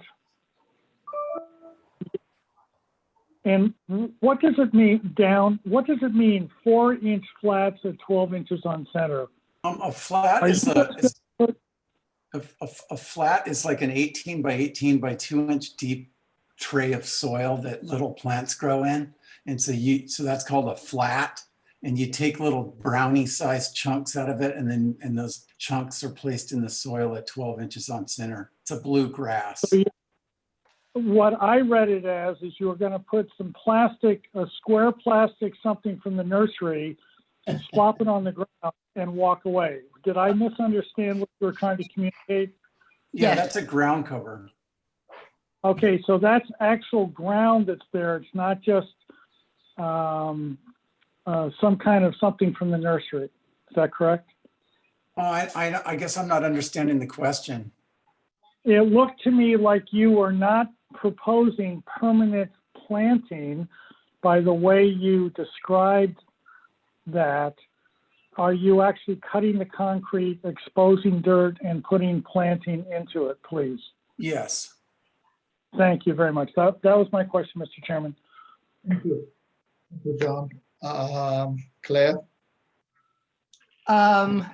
Let's see, where's my questions here? The question is, how wide is the driveway? Do we know how wide the driveway is? I mean, 14, 16, whatever. I mean, do we know that? I'd have to scale it. Hold Okay. on. Well, yeah, doing that, then my next question is, I think that's, do we know how much square footage of cement that we have to deal, do we know what the square footage of the paving actually is? There's a great picture, by the way, Bill. That's perfect picture to where I'm trying to go. So the driveway. we don't know how much square footing paving there is, right? Yeah, I know. I'm the owner, Dee Dee Singhas. I know. The width of the, can you hear me? Yes. The width of the driveway where the gate is 2 7.25 feet wide entry opening gates. And then it's like a pie and gets wider. The top might be 22 feet wide and the garage end. And I laid something like 19 yards of cement. I took up the asphalt, which was dirt. I mean, it was a road. Okay. And Thank I think you. I laid 19 yards of cement. Okay, thank you. Okay. Okay. Claire, you got your questions? Yeah, that was my question. Thank you, Claire. And Dave. Yeah, my question is similar to the others. Are you proposing to go in the direction of the landscape plan or the architectural plan? I'm referring to the landscape plans for the landscaping portion and the the hardscape portion. Okay, so these larger planters are what you're proposing. Okay, that's my question. Thank you, Dave. Okay, so we are going to open public comments for item number 8, 309 Avila Way. Sharon, do we have anything? We do not. Thank you, Tip. All right, so I'm to close public comment and back to the board. And this item is here for final approval. So let's see, we can do this. Let's start with Dave. Well, I like the direction the landscape plan is going in. I would prefer to see those planters even broader and less paving. Especially if you have that outdoor fireplace. I think the architecture and everything's fine. I just have a hard time understanding how that space is going to be used out there.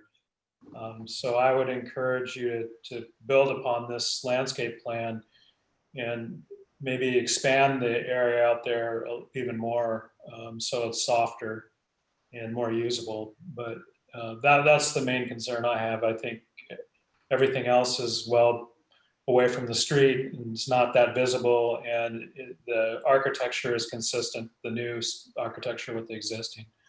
So it's just visualizing that patio area being usable. It just seems like a missed opportunity at this point. Thanks. Thank you, Dave. Don? Yes, I agree with Dave. I think we need to soften up the edges of the concrete and make it more organic, because the house is really pretty rectilinear, and we need to do something to soften that whole side of the driveway. Thank you. Thanks. John? I agree with those comments. I'd like to bifurcate my comments. Number one, I think the architecture as presented is fine. And if we did not have the driveway and that landscape issue, I'd be enthusiastic about voting for it. But I concur with Dave and Don and the others, I'm sure. This driveway, I'm sorry that you spent the money you did on it, ma'am, but it's just, I can't think of a single driveway anywhere else in Montecito that has this wide expanse of paving. And I don't feel that it's semi-rural, low intensity, and would be looking to Chuck to significantly, and I want to emphasize that word, reduce the width of some of these concrete elements so that the landscape becomes as compelling as the house is. Thank you, Mr. Chairman. Thank you, John. Claire? Well, those were my comments, you know. I mean, right now, for me, I think the house is lovely. I think the house has been great all the way along. You can go back and read the minutes. You know, we've always been dealing with this massive amount of concrete, you know, and I'm unwilling to move this project through until the landscape, the concrete is dealt with. And that's your job, Chuck. You know, I mean, I don't know, you said you hadn't even been out there when you did this. No, I've been out there and I can't do things the owner doesn't want me to do. So I you know. Well, whatever, but this massive amount of concrete. Fine, we'll blow it up. I'll blow it up, Claire. I'll blow up the driveway. How much specific? Claire, okay, excuse me. Those are my comments. The amount of cement that we still have is inappropriate for Montecito, and the landscape architect needs to redo his plan so that it fits with, you know, with not so much cement. I mean, I just don't understand. We'll blow it up and we'll put all gravel. No problem. Okay, let us finish. Can you please let us finish our comments? It's not the opportunity that the applicant doesn't get to I agree. question our comments. So can you finish, Claire? That was my comment, but I got interrupted twice, but that was fine. You know, I just think that the landscape plan needs to be redesigned. All right, we got that. Thank you. Sam? Yeah, I agree with the board members that there needs to be an integration of this this landscape on the addition side of the driveway, you know, intersection or interface. So that needs to be designed and matched up to a better fitting example of what that use can be, and trees and shrubs, as are started to be shown, need to be shown in the correct places. That's it. Thank you. And Bill? Yeah, I agree with the board members, what they're saying. I like what you started there, Chuck. Unfortunately, this piece in the middle can't be there, but maybe there's a way to soften that with a grass jointed, I mean, it's supposed to be kind of a multi-use area, and it just feels more like you'd be sitting out in the driveway. And so maybe there's a way to retexture this with grass joints or something in there to just kind of help soften it and get as much planting as you can in that area. And leave that area is fine for pullout and parking, et cetera. But just this area right here, I think if you can soften, help kind of grow some plants and get some stuff happening in there, I think it'd be fine. The architecture looks great. I have no problem with that. I could approve that today, but it's all lumped together. So we'll wait till you come back with something. Thank you, Bill. And I have no further comment to add. So this item here for final. So what do you like to do? Should we give a final condition or? Can we come back on consent with? Today's my birthday. I'd like a final. Do I get a comment? I'm the owner. Okay, Sharon? You can't give it final with conditions like this when the plan is still in flux. So just continue it. So the architectural is firm though, Sharon? right? Sharon, okay, So what I can tell to the agent or to the applicant is you can go ahead and proceed to building if you want and get a jump start on that, because if the architecture is acceptable, you can get going on that process. So John, would you like to draft a motion?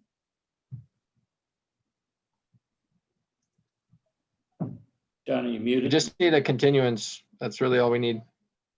I'll make a motion for continuance. I would move to continue the item. I'll second that. But what I want to, members of the board, do you feel that Claire and I can resolve this on consent, or do we need to get this back to the full board? Oh, definitely consent.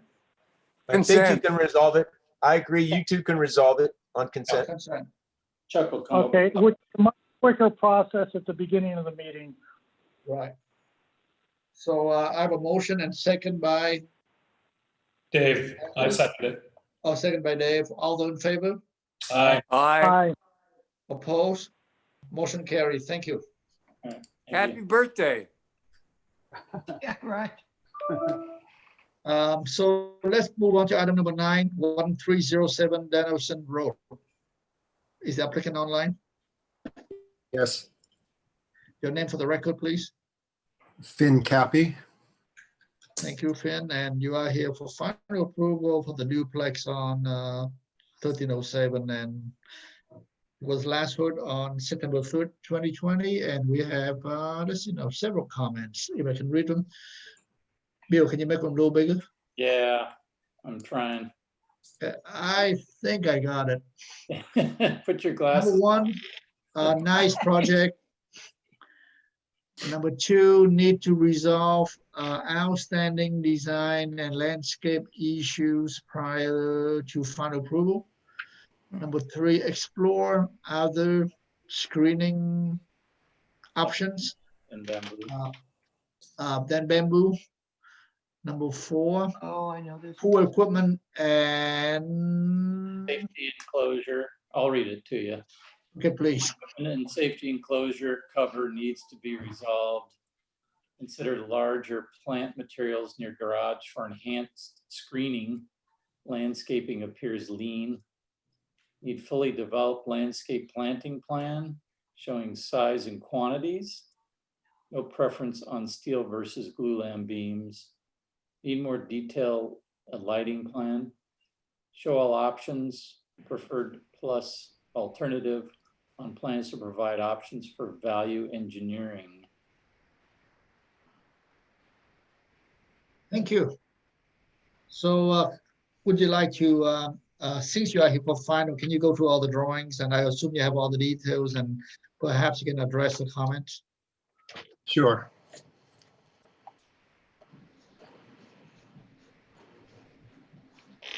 This is just this survey showing the trees, stormwater control. Next, the arborist report, and then this is our grading plan. Next, landscape plan. This shows the clarification of lighting, which is minimal. It's the 4 fixtures to the right, specified clearly, and all pointing downward. Here is our new planting plan enlarged, and I hope this helps. It was nice to do this, and we were happy to get this request. I could circle back to this, but well, maybe I'll go now on this to explain. The plan is really a layered front yard landscape that we always wanted to do, not that west there, but on Danielson to the right. Yeah. All of that in front there is Danielson. So starting with the relocated olives along Danielson, there are some on site now and we want to relocate them. That's number 14, the gray circles. We have 4 of them. And then it layers up from using a series of plant types: fescue grass, sage, Ray Hartman ceanothus, Pride of Madeira, Platt's black New Zealand flax, and finally the coastal live oak, Quercus argifolia. So a 36-inch box and then 4 24-inch boxes. So that's all the front yard. And so if we could go to A3.5 to look at the rendered elevations and perspectives, they've been updated as well. And I think that'll give you a feel of where we're trying to go with this now in response to your request.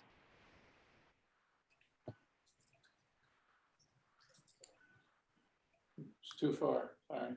Okay, at the bottom there, if you zoom in on the bottom 2 right perspectives, there you go, those 2.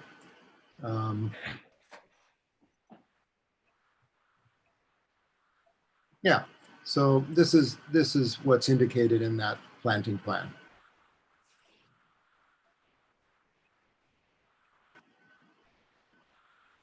This is the backyard area. And then the western elevation, which to move on to the issue of the bamboo plant type, let's go to exhibit 1.1, which is at the bottom of the set. Bottom of this set? Yes. 3rd from bottom. Yeah, good, thank you. Okay, so we established this to show the composite of the front and the western elevation and wall, and then grab some reference images of a wall with some bamboo, because it turns out it's hard to render bamboo very well. And so this shows the beauty of bamboo is that it filters light and shadow. Okay, so on the next page, we went and researched other sorts of plant materials per the request of the board, and Potaspharum and ficus types and so on and so forth. These are plentiful and they certainly grow. They're a little wider at the base, it seems, and also they become quite opaque. The owners really were upset by that approach. And so we wanted to continue presenting the bamboo, not to be stubborn, but because it is first choice. And we did talk to the neighbor, Kerry Moriarty, about this plant selection, and he has no issue with it whatsoever. In fact, he wrote a support letter, which is attached to our drawing exhibit 1.1, 1 sheet up. I don't know if anyone's had a chance to read that, but he's in support of the project, everything about it. He is interested in working with us on the property line wall and wants it to be 7 feet high and as soundproof as possible to protect his tenants from construction noises. We're happy to work with him on that. So moving on to pool equipment, we have handled that in the garage. We'll come back to that at the end, I think. The eastern neighbor, please. The floor plan, A2.1. There you go. If you zoom in a bit in the garage area, you can see that we've located pool equipment at that right area, exactly. And then down to the right, just off screen, is a note about pool security and safety measures, alarms on exit doors, and a pool cover that satisfies the ASTM requirements. That will be our proposal. The pool cover will roll into a compartment located under the deck at the north side, exactly. Okay. The alternates for material choices are located and called out on the material board. Thank you. And as we mentioned before, there's going to be probably our first choice is more wood. There's a possibility of steel on the main beams, but it looks like after preliminary discussions with structural, we'll maintain the wood. On the towers, either concrete or plaster. That may not be able to be concrete, maybe plaster and shear walls. And that's about it. Some deck board selection alternates, whether it be redwood, cedar, or ipe. And the rest is. And I got plumbing stuff. and you have some details, Finn. I assume you had Having a some. move the well, I guess. I like. Excuse me. You have construction details. Construction details really are showing in our building sections and the perspective of the building at this time.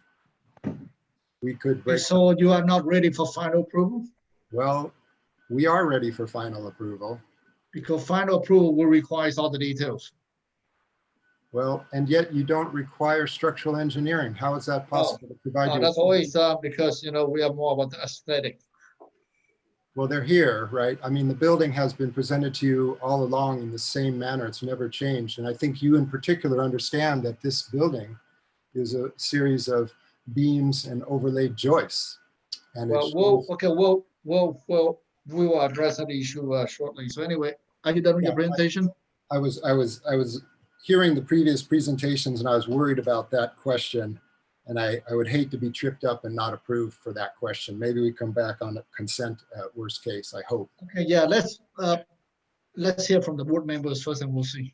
Okay, did I cover everything? I think I covered almost all the issues. Oh, the one more is the last page. The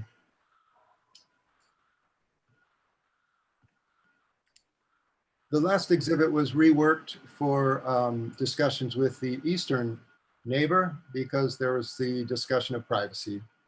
And as mentioned before, their house is about 40 feet away from this deck. That's shown, you know, so you can see through it. That is the solid wall that you can't see at all. And again, the type of architecture we have here is based and very sensitive to solid and void composition. So the solid tower is the solid and it is structural. The cantilevering deck and trellis is more of a void characteristic. So what we proposed was to use translucent glass in those two end panels and provide really complete privacy, we hope. And we want to describe that the planter that's built in on the deck on the left really prevents people from looking around the corner and so on and so forth, which is not of interest to anyone anyway. And that was our proposal, and we were making progress, and it seemed to be an accepted direction with the material, translucent material, and so on. And we're happy with this direction. The neighbor may have other comments. Thank you. And any exterior lighting? Just on the planting, the landscape plan, L1 showed our step lights and little deck lights. Over to the right, a little further. That's the legend, and then you can see them called out on the plan. So just moving up towards the entry of the house around the planters and the steps is where they're located, and a few at the backyard area around the deck. All right, thank you. Very minimal outside lighting. Okay, are you done with your presentation? Yes. Good. Back to the board for questions. Let's start with Dave. No questions, Tip. Thanks. Thank you. Don? No questions. Thank you. John? John Watson? Yes, please. You Finn, you talk about the width of the landscaping where you prefer bamboo. What is the size of that width that you have available to you? What's the thickness of that planting area? Well, the side yard total, John, is 6'6". So if we try to maintain, we call it as 18 because we're trying to keep it off of the building. So we're trying to keep it fairly slim. Very good, thank you. Thank you, John. Sam? Yeah, no additional questions. Thank you. Claire No questions. and Bill? Yeah, Finn, what was I know there's a swale over here. Do you have a fence or something on this side too? What's happening over here? Is it just drop into that swale? Yeah, this is an issue. This is a drainage channel that flood control has controlled the destiny of and requested it to be left alone. So in fact, it does drop in there by a couple of feet. Do you have a fence along the edge or just? No, we don't. They won't let you put anything probably, huh? Well, across it, no. No, I mean just on the top of it. So that is just gonna graze, is gonna go to that and drop down. Yeah, but we do have planting that is sort of defensive in that regard. We don't want to see it. So the planting called out is high enough, it should grow high enough to sort of give you a sight line that leapfrogs right over the drainage channel. Got it, okay. Okay, that was all. Thank you. Thank you. All right, thank you, Bill. With that, I'm going to open public comments for item number 9, 1307 Danielson Road. Sharon, do we have anything? Yes, we have Mr. Webb. He wrote a letter and he's also present. Okay. Would you patch him on? Yeah, Mr. Webb, are you ready? Yeah, I'm happy to comment if you can hear me. Yes, we can hear you. Yeah, my concern is continuing regarding the privacy view from this patio balcony whose pictures were put in there. There they are right there. That balcony looks, it's 40 feet or 30 to 40 feet away. It's higher than my bedroom and it looks right into the bedroom window, which is on the west edge of my unit right there. So that looks right into the bedroom. So the solid wall, which is drawn in there, looks like a fireplace, or that solid wall supporting the roof beams is obviously not able to be looked through. But I complained about the 2 open ends to that, and the proposal that came back was translucent glass panels.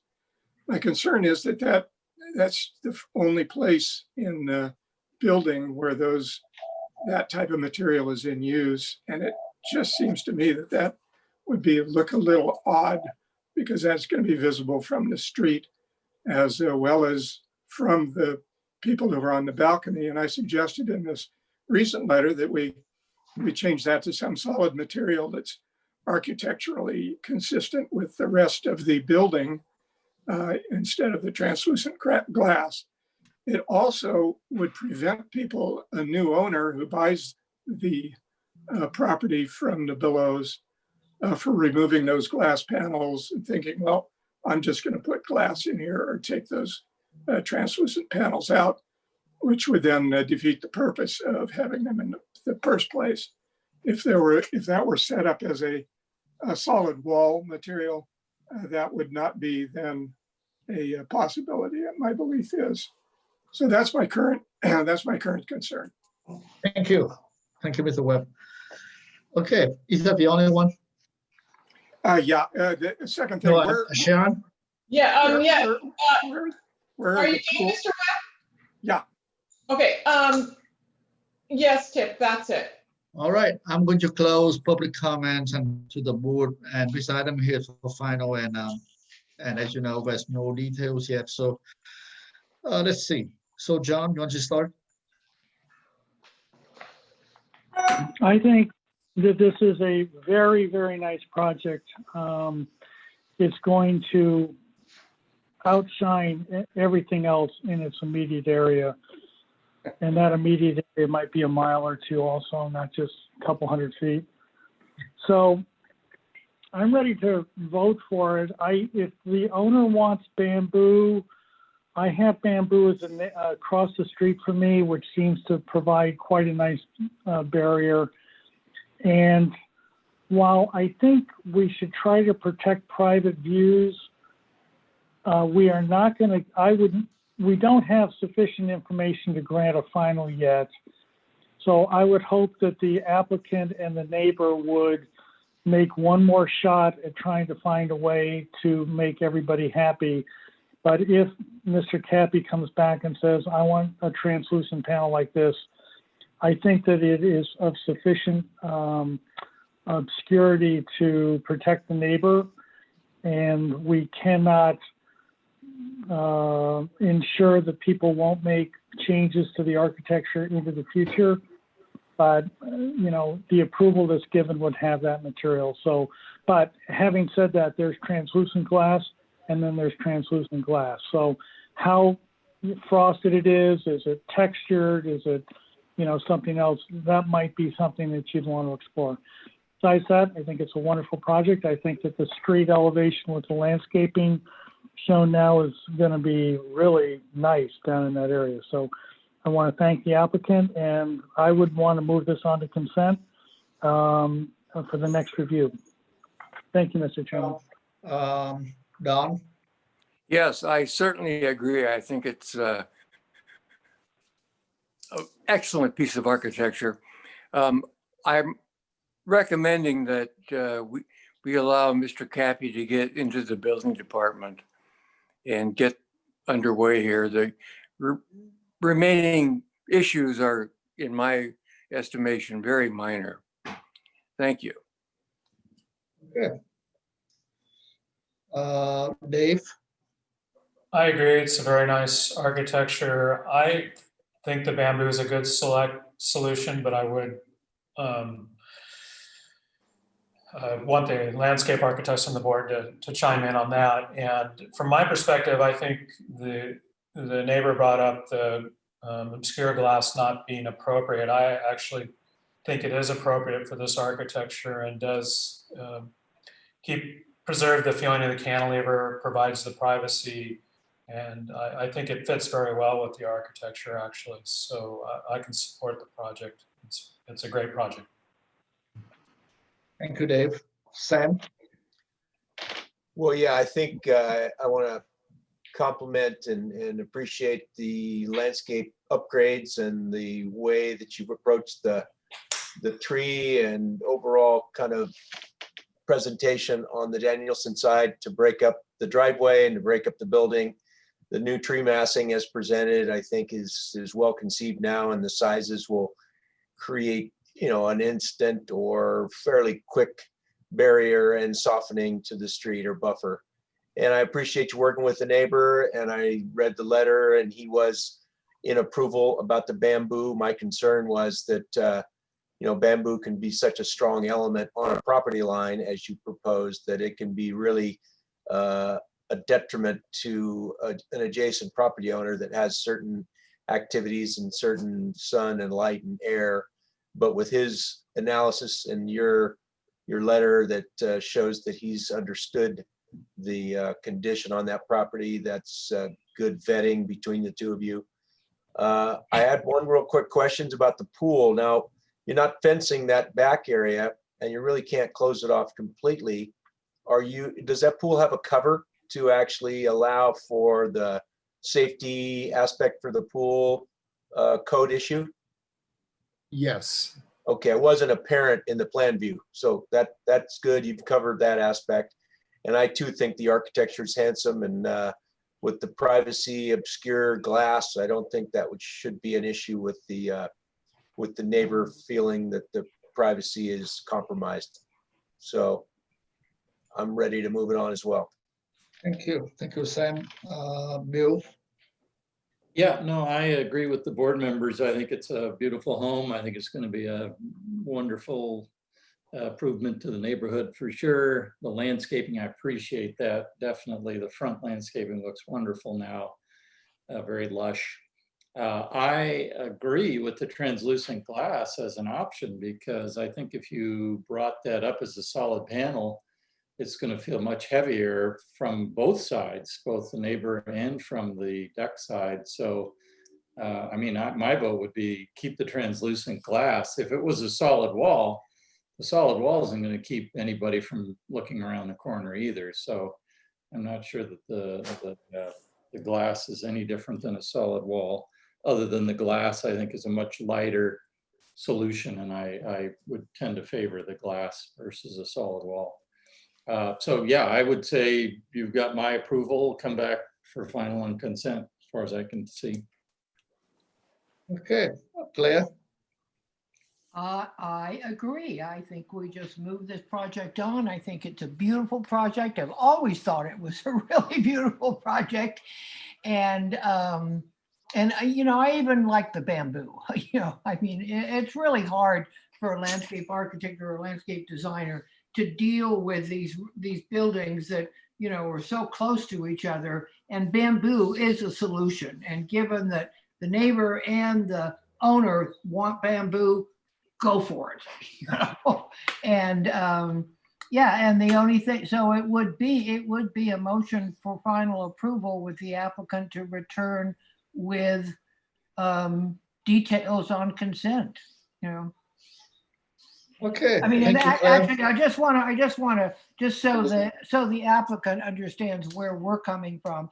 Under final review in the guidelines, it says, in addition to reviewing site plan and elevations for conformance, building details and landscape plan will also be reviewed at final. So that's why we're asking for the details, because a final view, from our point of view, and I do a lot of the consent items with Mr. Watson, is that we must see the construction drawings in order to actually be able to approve the project. So.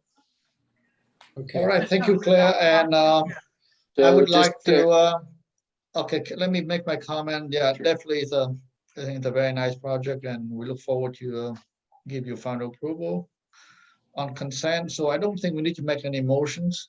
We just. Yes, we do. Because it's on for a final, we need to. Just continue it for final approval and consent, I think is all it needs. And to that end, Mr. Chairman, I'd like to move to continue this item to the consent calendar with the applicant to provide the details supporting the architecture as presented. I'll second that motion. All those in favor? Aye. Opposed? Motion carries. Thank you. Beautiful project. Thank you all very much. Motion for adjournment, please. Second. Second by John. All those in favor? Aye. Aye. Opposed? See you guys See you. Thanks a Thank lot, you. everybody. Thank you, Bill. Thanks, Bill. Thanks, Sharon. Thank you, Sharon. Thank you for everyone. Okay. Bye. Bye, Kim. Good night. Bye, Alan.